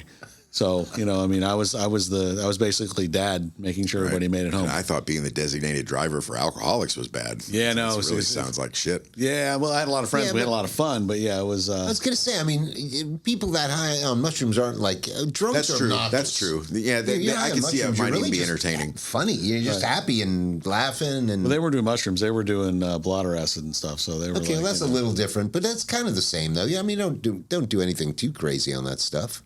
Just Well, pretty I much s- have fun. I saw some watch the crazy weird people. Hey, at colors. least they were smart enough to have a babysitter. Yeah, listen, I didn't really want to be the babysitter, but you know, as I ended up being one because you know I didn't have. It was like I wanted to go hang out with my friends. Jeez. They were going to be all I fucked up, gotta and say, wasn't I gonna would be. consider either doing mushrooms or dropping acid only on one condition: is I was going to one of those freaking dome laser shows. You know those things they have, like I don't know if Yeah, they're you go they see holographic? Pink Floyd. The Pink What's the Floyd name of laser that one in light show. Vegas? The ball, the Oh, globe, the whatever yeah, what do something they like call that. it? Are- Yeah. That certainly wasn't there in 1981. But The No, sphere. no. I think it's The the sphere. They have Sphere, them now. yeah, that's Sphere. what it's called, the sphere. Yeah. I mean, the ones they do now, though, are those just like holographic, or is there actually a building? that I don't know. I mean, I remember back in the day, like in the late 80s, early think 90s, there's actually they used to be at the they used to be at the planetarium. planetarium. They were always at the Yeah. planetarium. Planetarium. You know, I had a lot of friends that were still doing it then too. But yeah, no, I was always the straight kid because I couldn't get away with anything. Yeah, I remember So- the laser light show at the planetarium. They would usually do it to like Dark Side of the Moon. Yeah. Yeah, I had a but lot of people I hung out with. The capabilities of the sphere in Vegas, man.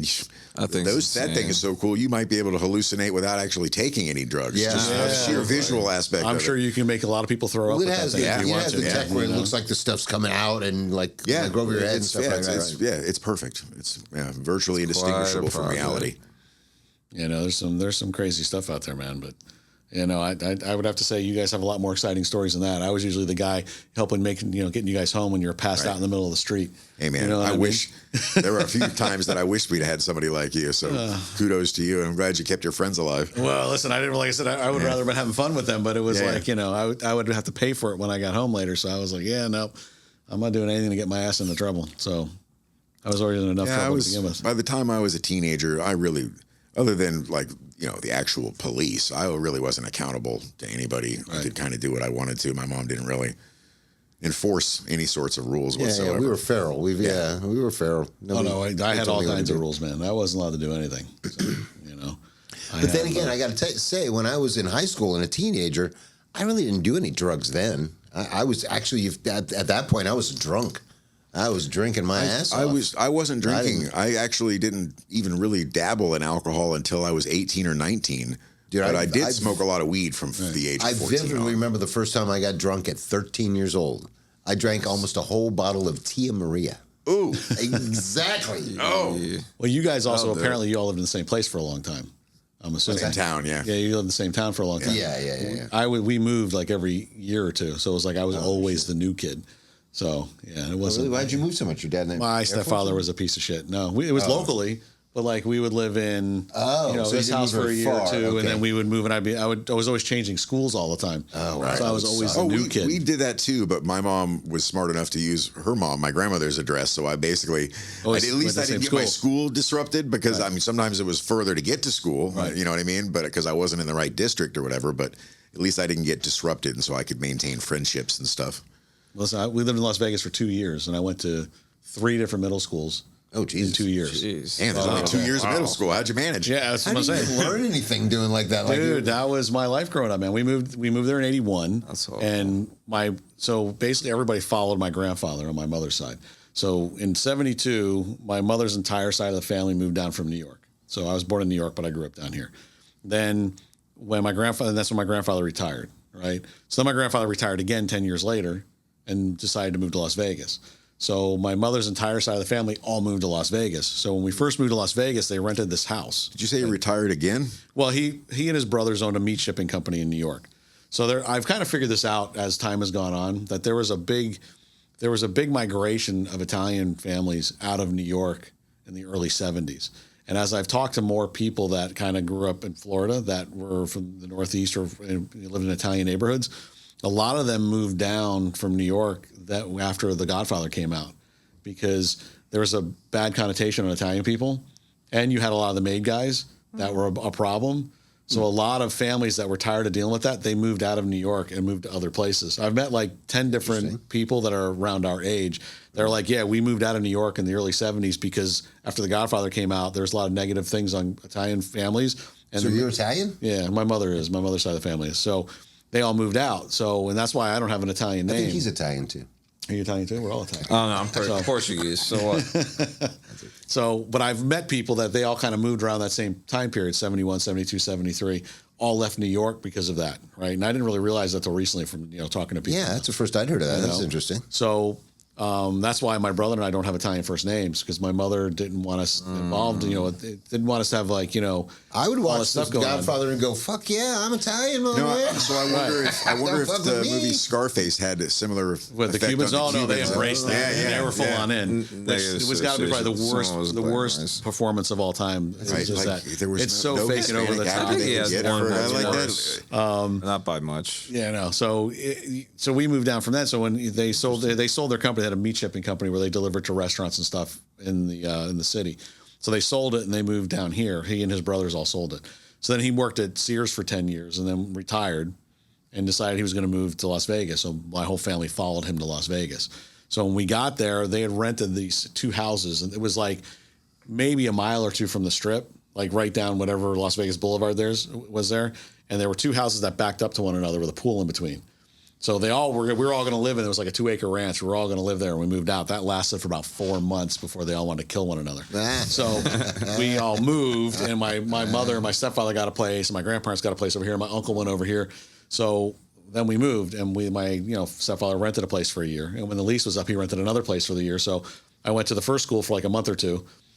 Then we went to the new place, and that was a different school. And then we moved again, but for me, I could either take the bus to the new school or I could ride my bike to the old one because it wasn't really that far, except there are like really big hills in Las Vegas. So I have to ride up this big ass hill on my bike. And then, of course, in Vegas, they had a different set of rules. So here we would get in trouble. We get suspended. We go home. We come back after our suspension. And nobody knew. Your parents didn't know. You just skipped school for the day and went and did whatever you wanted to do. In Vegas, they had this thing called an RPC, which is a required parent conference. Oh. So... And if you got in trouble more than twice, you got 3 referrals in a 9-week period, you had to go what they called opportunity school, which is where they would send you for a 9-week period. And if you got in trouble on the 7th week of the 9-week period, you had to go for 9 straight weeks to the opportunity school before you could come back to regular school. So I got, of course, I was the new kid. And I've been this height since right around 12. Like I grew to like 5'10", 5'9", like right away. So I was taller than everybody else. I didn't realize it at the time, but... So I'm the new kid, and I come in, and I got this one kid. He's like, hey, you should go fuck with that guy. Hey, you should go fuck with that guy. So I was just fucking with the kid, just being funny. I wasn't being serious. Then all of a sudden, I had to fight the guy. And he was actually bigger than me. Fucking you know what I with mean? him how? What, like teasing? No, just teasing him. So now suddenly I got to fight him. You know what I mean? So it's like, then it turns into a fight after school thing. And I'm like, all right, great. 3 o'clock high. Yeah, so got to go fight after school. And we were fighting in the corner of the schoolyard for whatever reason. I don't know why we didn't go to the next block over. But we're fighting all the way down in the corner in the back of the field. So we got into a fight. And he's bigger than me. He outweighs me by about 30 pounds. You know what I mean? And I'm the new kid, so I'm fighting him. And I kept kicking him in the chest. Why? I have no idea. So but I'm like fighting him. And I'm kicking him in the chest. And, Like a front kick right to the yeah, chest. like kicking him in the chest. And I get him the 3rd time, he falls down. I knock the wind out of him. So I surprised the shit out of myself. I'm going, wow. Like I'm like So how holy old are you shit. for doing this? I'm 12, 13. Okay, yes, okay. So I'm like, I paused for a second. Oh shit, that actually fucking worked. And in that second I was admiring my work, allowed him to kind of come back a little bit. And when I went to go hit him again, he tackled me and ended up on top of me and had my arm pinned. And I couldn't, he weighed more than me. I couldn't get out from on top of him. So deans come out, they break it up, whatever. We get suspended for a day. And I get this thing called an RPC. And I can't come back to school until my parents come in to talk to the dean before you're allowed to come back to school. Now, it's a 3-day weekend. So my buddy who got me into trouble to begin with is like, dude, it's a 3-day weekend. Don't tell your parents now. Fuck it. Let's go out and have fun for the weekend. So I went out and had fun all weekend. And then the morning I had to go back to school, I tell you to my stepfather, oh, by the way, I got suspended. I skipped school for the one day. And then I go, oh, I got suspended. You have to go get me back into school. So he was pissed off. Takes me in to get to school. And he sees the kid I fought. And he goes, you fought that guy? And I'm like, yeah. He goes like, holy shit. And he had his arm in a sling. Right? And he's like, you did that? I'm like, I don't know. Like, I guess so we go in there. What happened was whatever. They get me back into school. So what happened was when he got on top of me, he went to punch me and he missed and he punched the sidewalk. Oh, yeah. And he broke his hand. That's a hammer fist. Yeah. Hammer fist. So, Never. so yeah, he broke his hand. So then I'm walking home from school that day and he's like 100 feet in front of me. So now, and by the way, I got the win, even though I ended up losing the fight in the end. As far as the school is concerned, I got the win, right? So I'm behind him. He's in front of me like 100 feet. And like was walking fast because he didn't want me to catch him because now his arm's in a sling. You know what I mean? Right. So I finally catch up. I'm like, bro, I didn't want to fight you, man. I'm like, so-and-so was egging me on. He's like, yeah, I don't want to fight you either. He's like, what the fuck?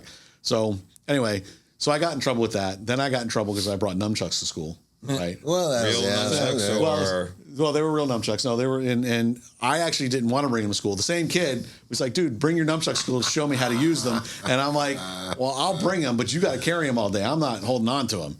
So I meet him in there and we're like, hey, and it's wintertime. It's cold in Vegas in wintertime. It's, it's 50 degrees as a high during the day. You know what I mean? So we're in the thing and I'm like, let's go in the bathroom. I'll give these to you. And it's like, everybody's in the hallway. It's crowded. He's like, just give them to me here. Nobody's going to see. I'm like, come on. So I'm like, we're looking around. So I go like this. As soon as I get him here, the dean is right there. So I'm like, fuck. So I hand him to him. He puts him his jacket. We start walking away. That's it. Yeah, you're about. We're weeding through the traffic. We get into the bathroom. He hands him off to another guy, and we walk out of the bathroom, and I go to class. Hanging out in my classroom. Yeah, Sister principal comes in, and she was a little woman. She comes in, and she gets me out of class. She goes, all right, we got your nunchucks and your friend, they've all thrown you under the bus. I'm like, I don't know what you're talking about. And she turns to me in the staircase. Look, you little fucker. I know exactly what you did. And that fucking kid, Rich, they wanted his. They didn't like him. They wanted him out. Well, yeah, clearly he was a troublemaker. He was a troublemaker. So we go through that whole thing. So I get in trouble. I get suspended again, right? So then we moved. So now I'm in a different school district. I'm not supposed to be in the school anymore. So then I get in another fight with another guy. Right. Oh my God. So I get another fight, and I'm like, and this kid was bigger than me, but I was all part of the popular crowd. And I was being a dumbass. This time I was being a dumbass. My friend was fucking with the guy, and he was afraid of my friend, but he wasn't afraid of me. You know what I mean? Right. So I was just walking through because they were picking on this other kid that we knew. And I saw him. I say, hey, man, don't fuck with what's his face. Goes, just kind of, whatever. And he goes, fuck you, man. He goes, I'll kick your ass. So now I got to fight this guy after school. I'll kick your ass. And I learned in this fight, never fight a fat guy. Never what? Never fight a fat guy. Well, no, they have weight advantage. Yeah, you can't hurt them. You know what I mean? So now I'm fighting this guy, same corner, but around the corner, around the block, so the teachers can't see us.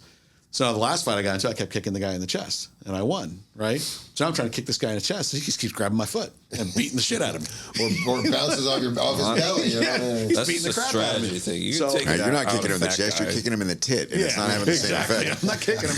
So then the teachers come, I get suspended again, and it's the same dean. She can't wait to get rid of me. Now she's like, this is the third time you're going to opportunity school. And I go, yeah, I moved. I'm not even supposed to be in the school anymore. And she went, and my friend got sent to juvenile detention because he was in trouble all the time. And I moved, and I didn't have to go to retard school. Yeah, it sounded like he deserved it. He was, he was a troublemaker, man. But I had my Black Sabbath Black Sabbath shirt on. It was a half shirt because this is 1982. Nice. So I had my half shirt with the sleeves cut off, my Sabbath Bloody Sabbath T-shirt on when I got in that fight. And she's like, "Where you couldn't be wearing that?" I was like, "I'm like, no, I had it in my backpack. I put it on after school because I was getting into a fight." So you don't want to mess up my school clothes. Exactly. I saw a clip the other day of I don't know if you've ever seen. It's like West Virginia. It's like amateur, two guy street beef boxing kind of thing. Backyard beefs. Yeah, but it's not. It's in a ring.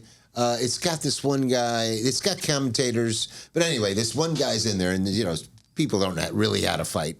So these guys are trying to box, and this guy's kind of got his back turned to this guy, and he's just kind of like sitting there like that. And then finally he just spins around and like elbows or back fists the guy and like knocks him down. And I'm like, that's not that bad of a fighting style.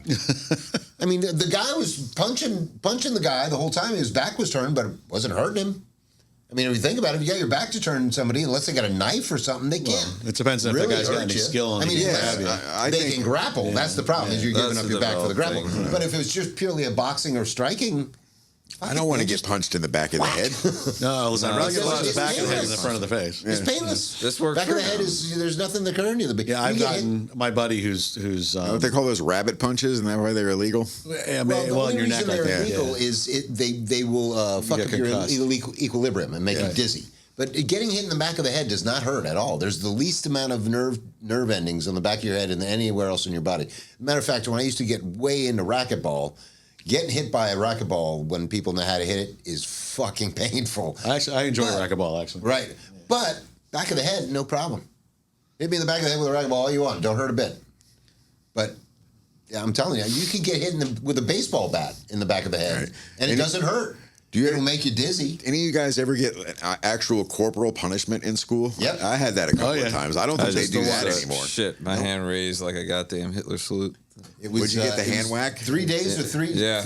Yeah, I got 3 the days or paddle 3 once. hits, right? Yeah. It was there was no option. This was just paddling. Oh no, I got we a had an ruler option. actually. I got the ruler. Yeah, we had an the option. You teachers. could get 3 days suspension or just this take was in 3 like whacks. I want to say it was like I think it was third grade. But what I remember distinctly weird about it, I mean, it's weird anyway that you beat a child in school, but it was weird that they took us, like there was me and 2 or 3 other kids that had, fucked up and done whatever it is we had done over What the did you course do? of.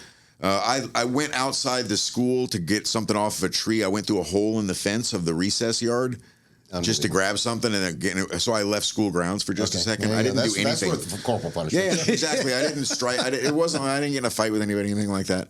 But they took us out of our class over to there was 2 third grade classes. They took us out of our class to the other third grade class and gave us our whacks in front of the other third grade class. Oh, that's interesting. And the kids that were in that class that had fucked up were brought to our class and given their whacks in front of so we were an audience of our peers, but not from our own class, but from our own year, Right. third graders. Very strange. Here's even scarier. The time I got whacked, 7th grade. I was in 7th grade when I got whacked. 7th grade. And you know what I got whacked for?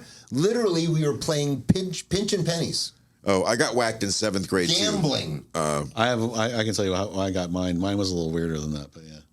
So I got we skipped school for the day, and I was with these 2 kids I didn't really hang out with often, and they broke into their friend's house and stole some stuff. Well, that's Right. I was just hanging out with them. I didn't know what they were doing. I think it turned into, my friend, I left my video game in his house. He told me just to come over and get it kind of thing. But they were just going there and stealing stuff out of this guy's house. Surprise! It's a robbery. Yeah. Yeah, So breaking and entering, I think I'd take the whacks. yeah. So we went, and then we went back to school, and then I guess they got in trouble. I just happened to be with them. But I used to literally in 7th grade. They had that little sheet that they wrote down. You got a referral on it. You know what I mean? Mm-hmm. There was like a piece of paper they wrote down when you got a referral on it. I know this because I got a referral every single day that year. Like I Was literally that like doing your permanent record or something? it was in my like that? file, but I literally Right. had front and back was filled out because I was just a troublemaker that year, and I got a referral almost on a daily basis. It's a big demerit. But I only got one paddling, and that was that day. And I just remember he said to me, "All right, listen, man." He brought this, looked like it was this big, and he just said to me, "He goes, all right." He goes, "You see those 3 dots over there on the wall?" And I'm like, "No, what?" Bam! Oh yeah, I see the 3 dots now. So, I was like, "Yeah, all right, got him." Saw those 3 dots. That's an especially good level of cruelty to add to the oh no, we're not going to tell you when. We're just going to trick you into That's the all right, only here time it I got comes. paddled. No, nothing. What my paddling in 7th grade was for, I was an office assistant, like a teacher's pet, but for the actual principal's office, like where the dean's office. And I stole a bunch of hall passes and gave them to my buddy. He got caught. That was the source of the stolen hall passes. Yeah. And what grade was that? 7th. Oh, okay, yeah. That was at Coniston, and that was Mr. Walker. He was a big guy. I don't know. Where is Coniston again? I remember It's Mr. Walker. like Southern and Parker. Oh, yeah. Boulevard, Okay, yeah, Parker Avenue right. in Yes, West Palm I Beach, remember yeah. now. Yep. Yeah, and it's still there, and I think it's still just 7th and 8th grades, middle school. Well, here's the weird thing about Vegas, right? So I get there, and at the time, The weird thing about Vegas. well, there's a lot of weird things. But at the time when I guess it's early 80s, so it was definitely not a kid-friendly town at that time. You know what I mean? It was like that period from, the Sinatra era to what it is now. Before the you know what I mean? corporations took over. It was So it was all, casino everything era, was mob run, Goodfellas. you know what I mean? So we're there, and I'm walking through the hallway I was going somewhere. I was going to the bathroom or something. I'm walking through the hallway, and I see the dean from my school here is walking towards me in the hallway. And I'm like, looking at him, and he looks at me, he goes, "What are you doing here?" I go, "Well, I moved here. What are you doing here?" He goes, "This is the newest school district in the country, and they're flying out principals from other schools so they can see how they're doing things here." And the schools were really weird. They were like pods. So they made these round buildings that were like attached Oh, wow. to a main building. Yeah, like moon-based kind of looking things, Yeah, right? and the bathrooms were in the middle. You know what I mean? And so, did you ever see that Matt Dillon movie? It's like one of the first movie he ever did, where they locked the parents in the school and they try to burn it down at the end of the movie. Yes, they're like in a suburb. It's like a military academy. No, it's not. Well, no, it's like, all right, so they're living in a suburb. It's like a brand new suburb. And they supposedly have all these kids' activities for the kids to do, and the kids are all just miserable. And the kids are like, they're like in little, they're just in trouble all the time. They got nothing to do. They're sitting around a lot. And like he jumps like a Jeep at the end of the thing and he dies at the end. Never mind. It's one of the first, I'll look it up before we go. I'll tell you what the name of the movie is. I don't remember offhand. So that was what it was like living in Vegas in the early 80s as a kid in middle school. Because here, when I grew up, I don't know how it was for you guys, but down in Broward, and I grew up in Hollywood, right? You had a lot of segregation with everything. It was like the stoners hung out with the stoners. The athletes didn't smoke weed. Cliques. Yeah, you know what I mean? Definitely had cliques. Right, but the athletes didn't smoke weed. They drank, but they didn't smoke weed. Like everything was very segregated. Yeah, I was a clique surfer in high school, for sure, yeah. In Vegas, everybody was high 24 hours a day. The cheerleaders were high. The football players were high. Everybody was high 24 hours a day because nobody had anything to do except go to school, and there's nothing for kids to do. So it was a very weird thing. I actually hated school growing up because I was always a new kid. But in Vegas, I had a blast. Like that was the most fun I had in school. Like I was part of the popular kids, and I had a lot of fun. But they had a lot of weird shit going on in Vegas. So that one school I went to where I got in all the trouble, they were having drug raids at the school. Like it went from being like 30 kids were like part of this popular group to it got down there was like 3 or 4 of us because they had all gotten arrested for having drugs in their locker. And did they go to jail or just like juvie? Well, they had the school where you got in trouble, so they would send you to like this a thing juvie for 6 school, years. right? Like, so they would send them all there. So it was like all our friends were gone, and they would come in. The cops would come get you, and they put you in handcuffs, and they'd march you from the office out, like right in the middle of lunch. That was like their thing. So you would see your friends like every week. There's these two, and it wasn't just guys. It was girls. It was everybody. Like they were busting everybody, and they were everybody takes drugs, taking them out. Any administrators or teachers do that walk of shame, or was it just kids? No, it was just the students, and we had actual lockers. Like I had a locker in Las Vegas, like you see in a movie. We had lockers. I think it was a really tall locker. It was like this. Those, Yeah, and where I went to high school here in Broward, we had lockers. They were like squares, like little cubby holes. Yeah, it depended on the school. We went to Twin Lakes, which is an older school, so we had pretty good. We had big lockers. Yeah, so it was a weird thing, man. It was just a very weird existence. What we did, everybody was dropping acid on, in middle school, dropping acid at lunchtime, and by the time they got to sixth period, they were like, you know what I mean? Before I forget, you ever see the movie Catch-22? I think so. It sounds familiar. Okay, you can't picture the star of the movie because I can't remember that. No, I remember the name, but I don't remember that goddamn guy's name. It's driving me crazy all day. Let me look up this other movie, the Matt Dillon movie. Well, before I forget about it, it was a very interesting. It was just a very strange. It was like a dystopian. Can't be as strange as On the Beach. Well, yeah, no. We'll have to do that for an episode. Just cue up some kind of wacky movie like that. Matt Dillon's early films, I could have sworn, was it called Taps? Or is it? Taps, yeah, that's like, one. This would have been before a military school. Yeah. What's his name was in that? Tom Cruise. But wasn't Matt Dillon also in it? Yeah, I think so. It's actually his first movie. It's Over the Edge. Over the Edge. It came out in 1979. So this came out in 79. I'm living in Vegas in 81. So this was like what it was like to be there. What year did he do Drugstore Cowboy? That was always my favorite Matt Dillon movie. In a second since I got to think. And that had who was the old John Voight? 89. It was 10 years later. 10 years later. Okay. Urban Cowboy. Oh yeah. No, Urban Cowboy is John Travolta. Yeah. No, Drugstore Cowboy. Isn't that John Voight? Isn't that an old John Voight? No, I don't think John Voight's in it. It's I have it there. I can look. Matt Dillon, Rhinestone Cowboy. Heather Graham's in it. I might be like her first movie. Right. She's That's in a it. different movie. I don't think you're right. It's a really weird flick. It's got who is the guy that wrote Naked Lunch?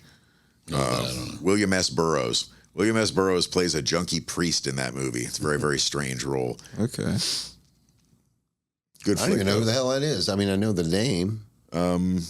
Just a crazy old heroin He's a writer, addict. right? Yeah, he's wrtten a couple of novels. He's I think I'm picturing. buddied up with Tom Waits Crazy quite a Hairdo, bit. right? Done some music with him, huh? Crazy Hair or something, right? I can't even really picture. You're what he thinking looks about that like, producer. actually.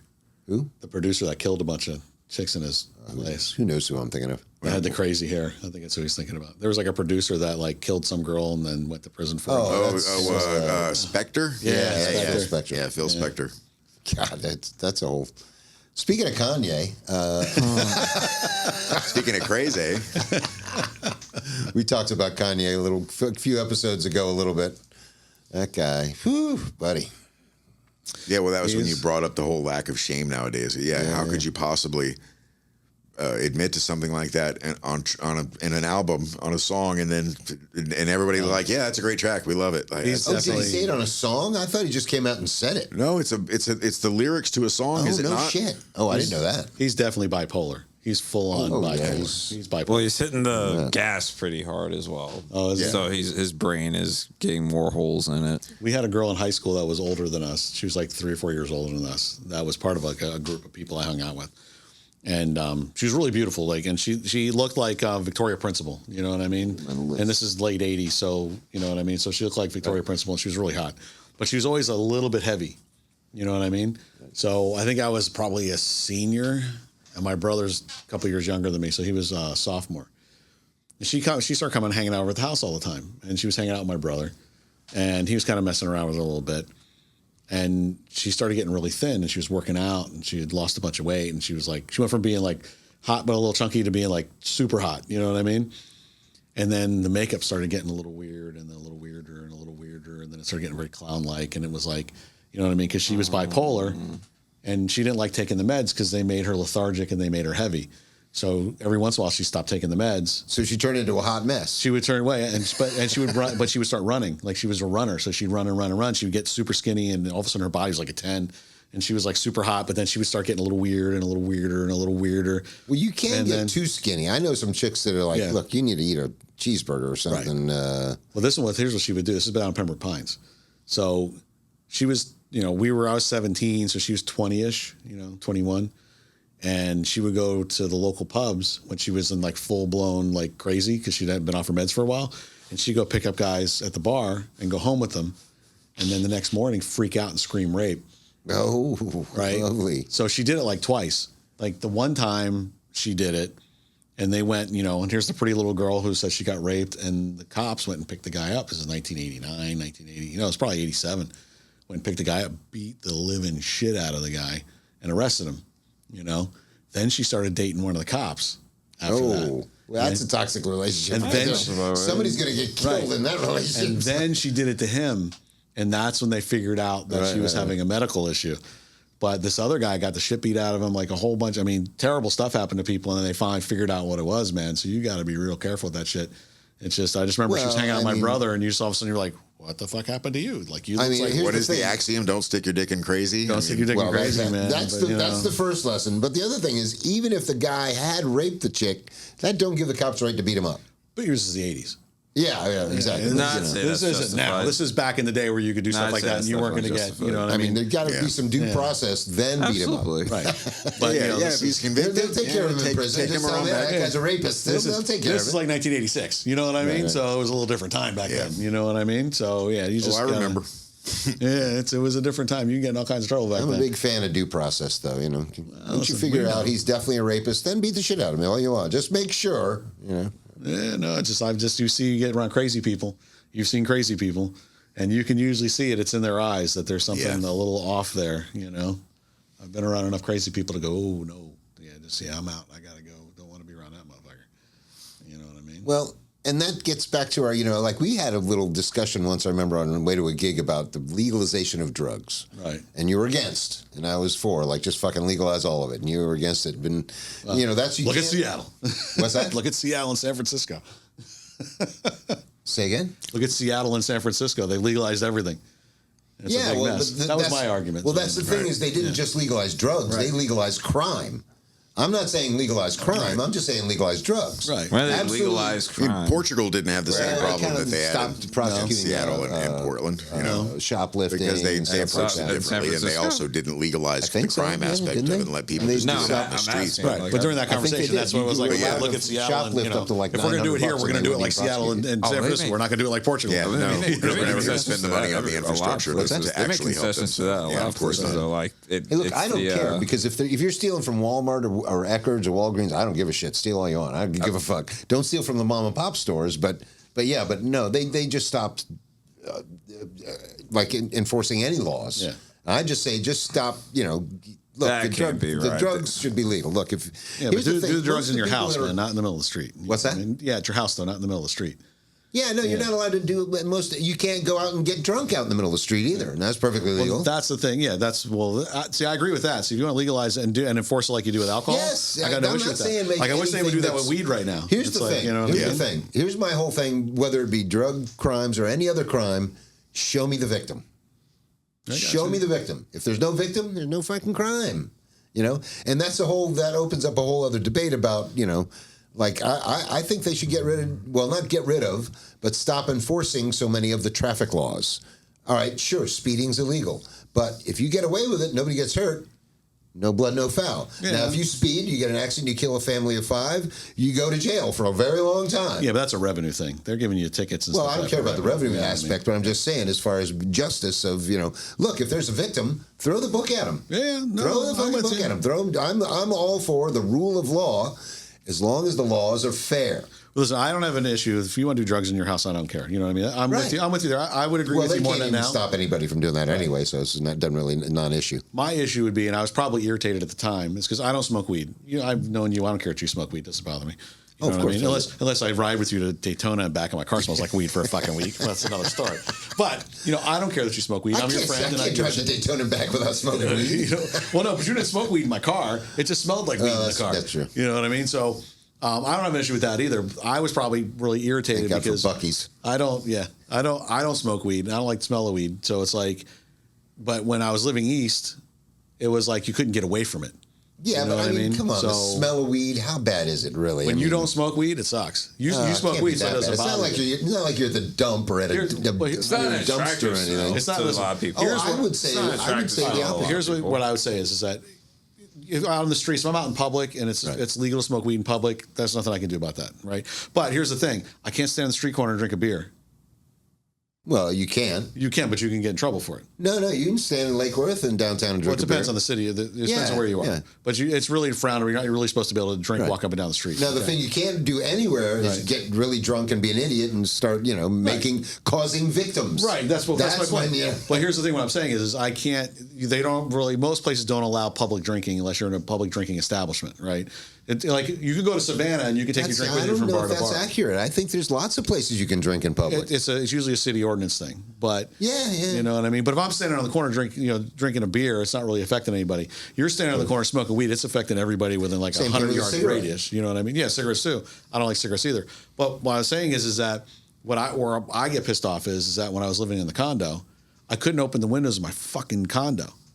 Ever. Same thing with cigarettes. You know what I mean? So you can't smoke in your condo. You know what I mean? It's like, I'm sitting in my house, I don't smoke weed. I open my window so I want some fresh air in the fucking house because it's been closed up for 6 months. And now I got a big cloud of weed floating through my living room. But that doesn't have to that could happen with anything. It didn't have to be weed. It could be cigarettes. It could be somebody cleaning their house and you get a whiff of huge bleach whiff or something, Living with it versus a gust is another thing. Yeah, so I mean, that's one thing you have to live with it all the time. That's what I get irritated. I could never open the windows of my place smelling like weed. They say this fentanyl is all killing these kids, all right?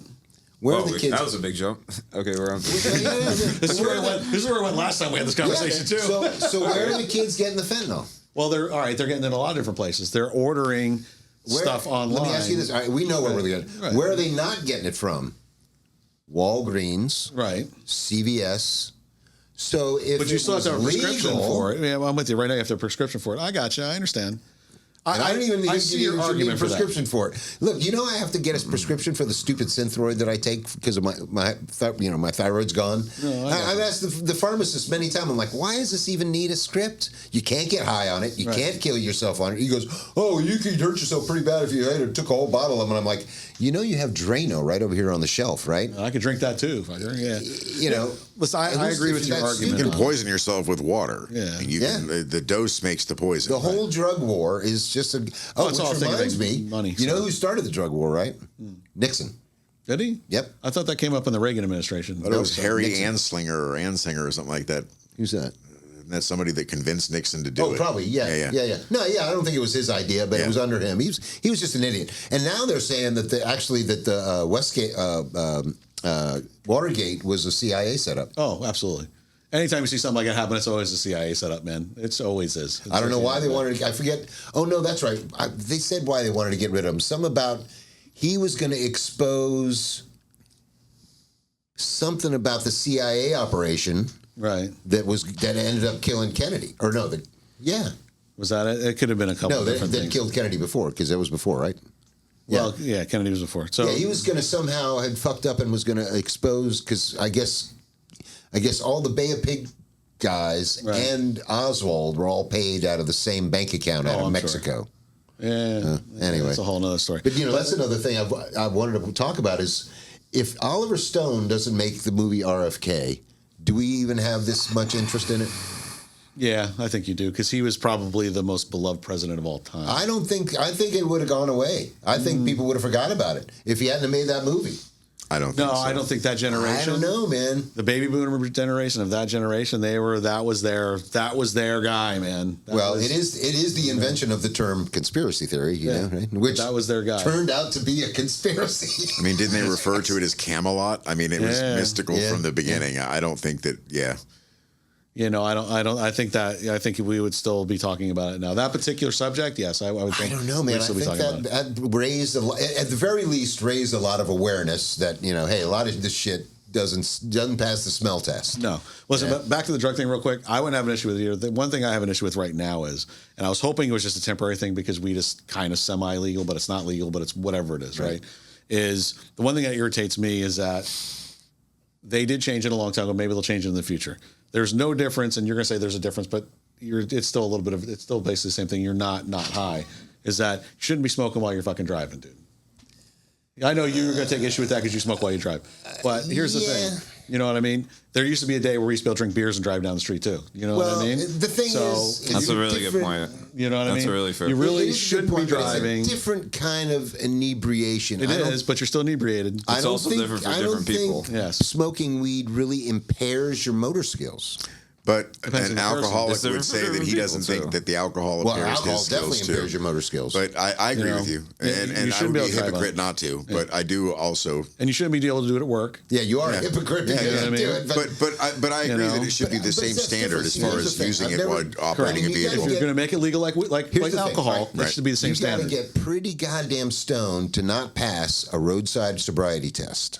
I got you, but also it's not cool that I got to deal with somebody who smoked a little bit too much at lunch, and now What do they you mean can't get their deal with fucking them? work done. You know what I mean? Or I'm trying to get What do something you mean done. deal with them? Dude, Like there's at certain work, people you you're get not to talking when about they're at driving work. anymore. You know, Okay. either driving while you're at work. It's like it should be the same rules as alcohol. Well, I mean, at know what I work, mean? that's totally different. Well, That yeah, means, if you're you too can't high to do drink your at job, work. you should be can say, fired. Fuck you, you can't Dude, drink. I was working. Listen, I had a pretty rough year last year, and I had to take a couple of extra jobs here for some income coming in while I was waiting for some commissions to come in.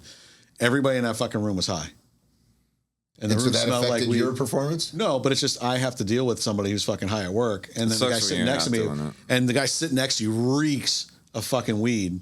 You know what I mean? It's like, No bro, thanks. it's like, come on, man. It's like you're gonna smoke weed. Don't come in here smelling like fucking you're smoking weed sitting next to me. Well, I would in think the that room. any What was the employer job, would though? be able to. Kids vaping weed while they're at work, which is another fucking thing. Well, I don't like vaping at You know all. what I Anyway, mean? that They're shit's vaping bad weed. for They're you. sitting in the room with you vaping weed. It's like, come on, everybody. We need to just get to the point where it's treated like the same thing as alcohol. You do it while you're home. You do it while you're off of work. If you're at work, you shouldn't even be workspace, vaping. Well, cigs. I You agree. shouldn't That's be what I'm vaping saying. anything. That's completely Agreed. reasonable. Let's treat it like alcohol, which is legal. Right. I'm I have down no with issue with that. Treat it like alcohol. I shouldn't be driving behind a car and a fucking cloud of weeds coming in for me from the car in front of me. Yeah. You know what I mean? It's I like mean, that's it should another be treated thing. the Like, same listen, way. I don't think you should be driving around if you're fucked up drunk and you're going to have an accident. But if you've had a beer and you know, No, listen, I had a agree. buddy of mine that got a DUI and he literally blew a .081. Right. Or something like that. Or just, I mean, like literally just barely over. He had a little minor thing where he clipped a guy's rearview mirror trying to go by his car, and that's how That's they a pulled him over. DUI all the way around, man. Dude, and that's $10,000 later. I got and here's you. the funny thing: he was the designated driver. He had like one drink But in an there's hour. rules, and he broke the rules. So you know what I mean? It But is I what mean, it at is. some point, you got to go. I mean, it's gotta be I got you. fair. I just It hope can't we be get to the too point with crazy. weed where that it's our like time? it's the same. Shut the fuck up. It should be the same. Right. Well, one of the thing, you problems know with what I mean? that too is that there's not.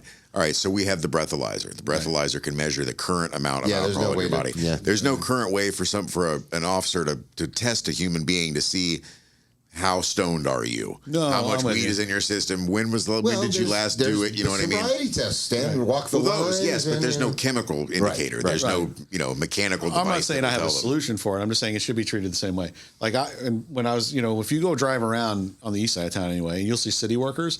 They're sitting in the city vehicle getting high, sitting behind a garbage tent somewhere. Good It's for like, them. you know what I mean? Yeah. Well, it's actually not though, man. It's like, hey, Why bro, not? I don't because give a I shit. can't go sit back and drink a beer over behind the thing while I'm at work. Sure, you should be able if to. If you don't get caught, you can. Gotcha. But listen, you know what I mean? But it should be the same rules. So The biggest argument I think I have for the legalization of drugs is that if you don't own the meat, the flesh that you're in, Right. what do you own? Yeah. You should be able to do, as long as you're not hurting somebody else, Right. literally anything you want to yourself. yeah, You listen, want to there's an tattoo your argument for that. forehead? You know what I mean? You want to braid your ears together? Whatever. Have at it. As long as you're not hurting anybody else. Now, don't think that there won't be consequences. Yeah. You might not be employable. You might Freedom not of be able to make expression any is not lasting freedom of relationships. consequence. Nobody might not want to hang around you or anything, but Right. you shouldn't be prosecuted by the government for it. No. And speaking of which, Unless I highly you're recommend somebody, unless being- you're causing a victim, like you said, if you're I hurting highly somebody. recommend being unemployable. It worked great for me. well, you have a little bit different situation than most people. So Right? What do they say? If you're Perspective is useless, you can't be everything. Like, used. yeah, Yeah. being unemployable. Hey, listen, I've and heard. I agree I've with been you, and I reading think into things are some moving in that remarkable direction. stories and The problem anecdotes is of that if you really and, want yeah, that to at a time, become the at a time. law, you're going to look at the people that have already tried to do it, and they made a mess of it. So that's going to be the issue that you have. Say that again, I'm Well, sorry. you're saying if you want that, say, hey, everybody should be able to at least just legalize everything. Everything should be fine. The problem in the United States, the thing you're going to point to, is the mess that they've made in Seattle and San Francisco, where they did it wrong Well, and they that's did fine. other things. I can point to other messes where they're Right, completely but legal. that's and it's not going to a help mess, like your argument. Portugal. But this isn't And- Portugal. This is Why not? Portugal. Because we're in the United This States. isn't We're not Portugal. Portugal. Portugal's a much smaller country. Portugal is the size of the state of Florida. It's just, but it doesn't You know what I matter. mean? The It's size doesn't different. matter. It's a whole concept. And like I say, if there's some kind of victim from you taking drugs, there's obviously some other law that's been broken. Throw the book at I'm them. with you. I'm just saying if you want to be able to do that though, you're going to have to look at the current track record of places that have tried to do it in the United States and they didn't do well at it. Why can't So- you look at places outside the United States? Because the United States is not like any place else. Yeah, it's not that different. Well, if Well, you're I mean, gonna, if you want to be gauge- technical about this, you have to look at. there was a period of time in the United States when everything was legal. Right. And then slowly things became illegal, some for good reasons and some for not so good reasons. But Here, I'll so tell you there what, were, we do have here's- a precedent of there was a here's the time when best reason I there was can come- cocaine in the soda. You know what I mean? Yeah. Here's the best reason I can come up with the legalized drugs: get rid of cartels. Yeah, but that's not going to get rid of the cartels. Well, that's true. You 'cause still they're buy, backed by the you still buy, CIA. you the still buy weed. cartels. That didn't change the weed market. Well, but they're not providing that anymore. No, but I'm just saying, but it didn't change that. So it's not going to change that. No, either. no. But if you take away their primary, which apparently right now is fentanyl, Right. and coyote. Well, I think that's more. I think that's a bit. I think the fentanyl thing is more China trying to. Yeah, but they're getting through they're coming through the cartels. But that's getting to another. get That's it in. actually another government trying to cause chaos in our country. Is more what the fentanyl is than anything else. Well, actually, I I'm think pretty certain they've got fentanyl the. is legal, like to a certain degree. It is. Well, it has prescription. medicinal purpose. It's it has used. medicinal It's purpose. used in I the think But they the got it reason in the they're hospital. I cutting don't it think is you to can kill get as caught many with people it. as they can and to create addictions here in the United States. yeah, it's The revenge reason- for the That's opium why wars. it's coming here. You know what I mean? Yeah, it's revenge for the opium wars. It's Right. it's tit for tat. To me, I by the definitely way, think it's been blown to. It's been weaponized as a buzzword too much, though. There's definitely an issue.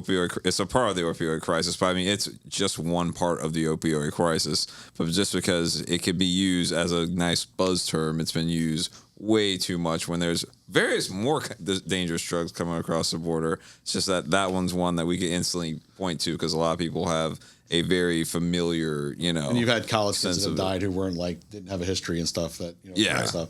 I It's think there's used an by easy way, by doctors. the way, to stop the whole cartel thing. I think there's a super easy way to do it. With the cartels, you've got probably, I don't know how many cartels there are in Mexico. Let's say there's 5. Okay. I don't think Let's there's that say many, there's but there five. might. I think there's like 3. All right, so let's say there's 3.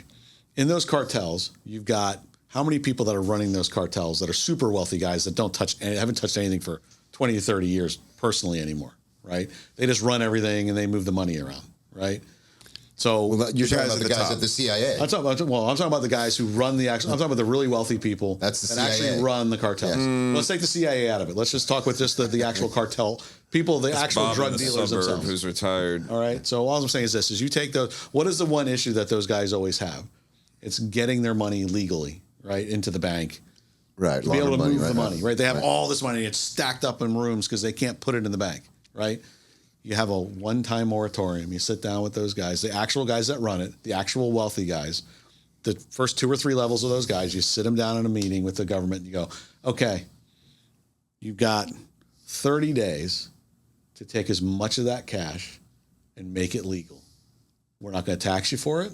You're going to put it into the system, and you're going to be legit from that day forward. You are now, because that's all they really want when they have that much money at the end of the day. Yeah, but just that to be leaves legit. a lot of people that still want to keep doing what Correct. they're doing. But here's the thing: once you get Someone's rid gonna of, take but it. here's the thing: once you get rid of Don Corleone, that has all the connections, you can just go kill those guys. It doesn't matter. You can arrest them, throw them into prison. Yes, it's gonna leave a void. You're not You gonna let those get guys them go. all, Look, though. make all the money you want legal. From now on, you can't be in this business anymore. Interesting You've got concept, but I don't know $3 if that billion would work. in cash sitting in a warehouse.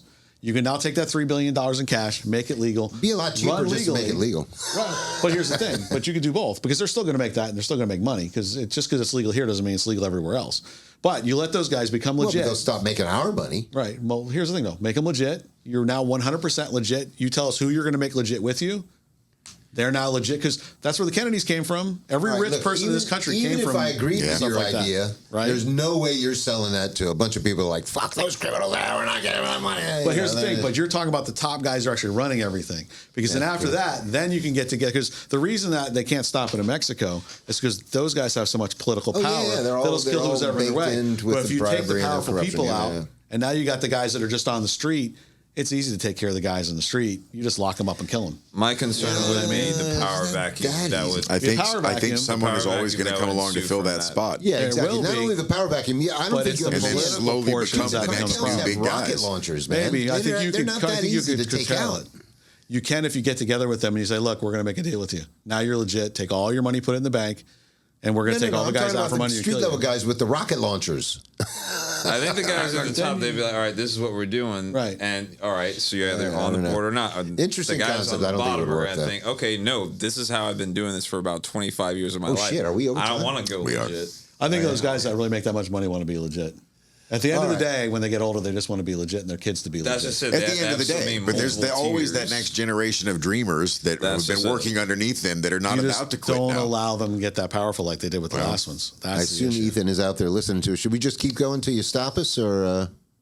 Oh, geez. What was our time? Yeah, it's after 4 now. We're yeah. supposed to stop at 4, I think, but they're not stopping us. So I'll keep going. So yeah, so I think that's a way you get rid of there's going to be a power vacuum, but I think you control. I don't know. I think the other it's thing much is easier just to make pretty it legal. complicated. Just make it legal. And we complex. need to build up South America. We don't need to be getting all the shit from the other side of the world. We can get it all right here. There's no mineral that's That's on. true. There's no That's mineral on true. that side of the world that we don't have here on this hemisphere. We're so politically invested in like trying to overthrow Venezuela instead of working with them, and it's like. Well, I think we need And to of course, do that. they had a messed up government for quite a while that you probably couldn't work with. That one guy, what was it, Chavez or No, whatever? he's He still was there. kind of Well, crazy. yeah, Chavez caused the problem, and Madeira is basically the same thing, or whatever his name is. but still, I mean, This is, the same He thing. looks like a zombie right now. Yeah. That's just a lot of good karma. Fuck him. So, all right. Well, let's wrap this up, guys. I'm getting tired. Yep. yeah, I got some people I've been putting off for a couple hours. All So right, go sell I'm some at it. houses, will you? Go find Dude, me a I got house. this one deal I'm trying to get done right now, man. So, yeah. We actually went by and looked at it. We looked at a little 3-2 with a carport for asking like $275. So it's not bad. It's like downtown Delray or downtown Boynton. Yep. But it's you can tell it's kind of a fixer upper. It's still got window bangers hanging out and a jalousie window. So Well, once you get out of the areas people actually want, the the house expensive next door areas, is beautiful. Yeah, you get out of the areas that are like super like, if you get into the areas that were really inexpensive 10 years ago, those places you can go back in and buy again now. There's a lot. Oh of yeah, deals, they're I getting think. gentrified. Absolutely. Yeah, this place, the whole neighborhood's right. As a matter of fact, right across the street, they're building something. It's I don't know if you know where Boynton City Hall is. Right there downtown. It's like been near the tracks from First Boynton Beach. Anyway, it's only a couple of blocks from that, and then there's a huge empty lot across the street. Like they're going to build something huge there. But Next but to the I wouldn't police buy the station? place unless it, huh? Next to the police station? Yeah. Yes. Yeah. There's a So big downtown empty lot Boynton is there. like basically where Yeah, Matthews giant. is. There was something Yeah. there. They must Okay, have. yeah, I know what you're talking But about. unless they come down to like 200 and maybe 225. Well, that's what I'm saying. Those neighborhoods that were below 200 That's before everything Jim. went up. Right. It's all going to settle. Those areas are going to settle back down to where they That's were what I'm before. waiting on. That's exactly what It's we the need really for nice me. suburbs and the nice, downtown areas that have been regentrified, or those are going to be fine. The areas that haven't regentrified yet, they're not going to go on this cycle. They're going to have to wait for the next one. Like Pompano is not going to regentrify this time. I don't know. I saw a really good deal on a house in was it Pompano or Deerfield? Well, I'm saying came it's up- not going to turn. They thought they were going to create another Fort Lauderdale with Pompano, and that's not going to happen. I don't know about that, man. I think Deerfield and Pompano have a pretty good trajectory of because look, you watch PBD, right? Yeah. You know PBD's big on Fort Lauderdale. Yeah, people should Fort stop Lauderdale's talking so much. Yeah, well, that's I true. like PBD. No, dude, we like our Fort Lauderdale the way it is. Stop talking about it so much. Right. You know, I love him and I love Tom, but too, those yeah. other two guys are just such idiots. I don't mind the one. I don't like the Jewish kid. Which one? The Jewish kid from Miami. Oh, the Adam. Adam. Adam, yeah, Adam's he kind of a was a good dumbass. The only thing I don't like about Adam is he sits there and he talks about stuff, and it's like, He rambles. yeah, like, he doesn't what are make you it. Never saying, makes dude? a point. You've been talking for 5-10 minutes. I have You no haven't said idea a what you're goddamn saying. He's crazy. Is this All a right, re- what's that? Yeah, I was gonna ask. Is this a radio show you guys were talking about? Yeah, it's another YouTube. podcast. Oh, okay. YouTube. Patrick Bet David. Yeah, he's He like does probably it right top down the 10, street, yeah. down in like Pompano at that airport that you drive. He's a on California 95. guy that moved to Florida. Okay. He sold it. He was in the insurance business. He sold his insurance company for like a couple $100 million. So, All right, well, I'll charge him if I ever meet him for that free plug at the end of our show. Yeah. He has a good show. Oh, there it is. I'm looking for notes all the show. Now it's over. I found him. Well, thanks for coming, Dwayne. Yeah, It was a thanks for- pleasure to thanks have for you. having me, guys. Doctors, See you good guys hanging on out next- again and seeing Great you all hanging day. out. Yeah. And like and subscribe, and we'll see you folks next time.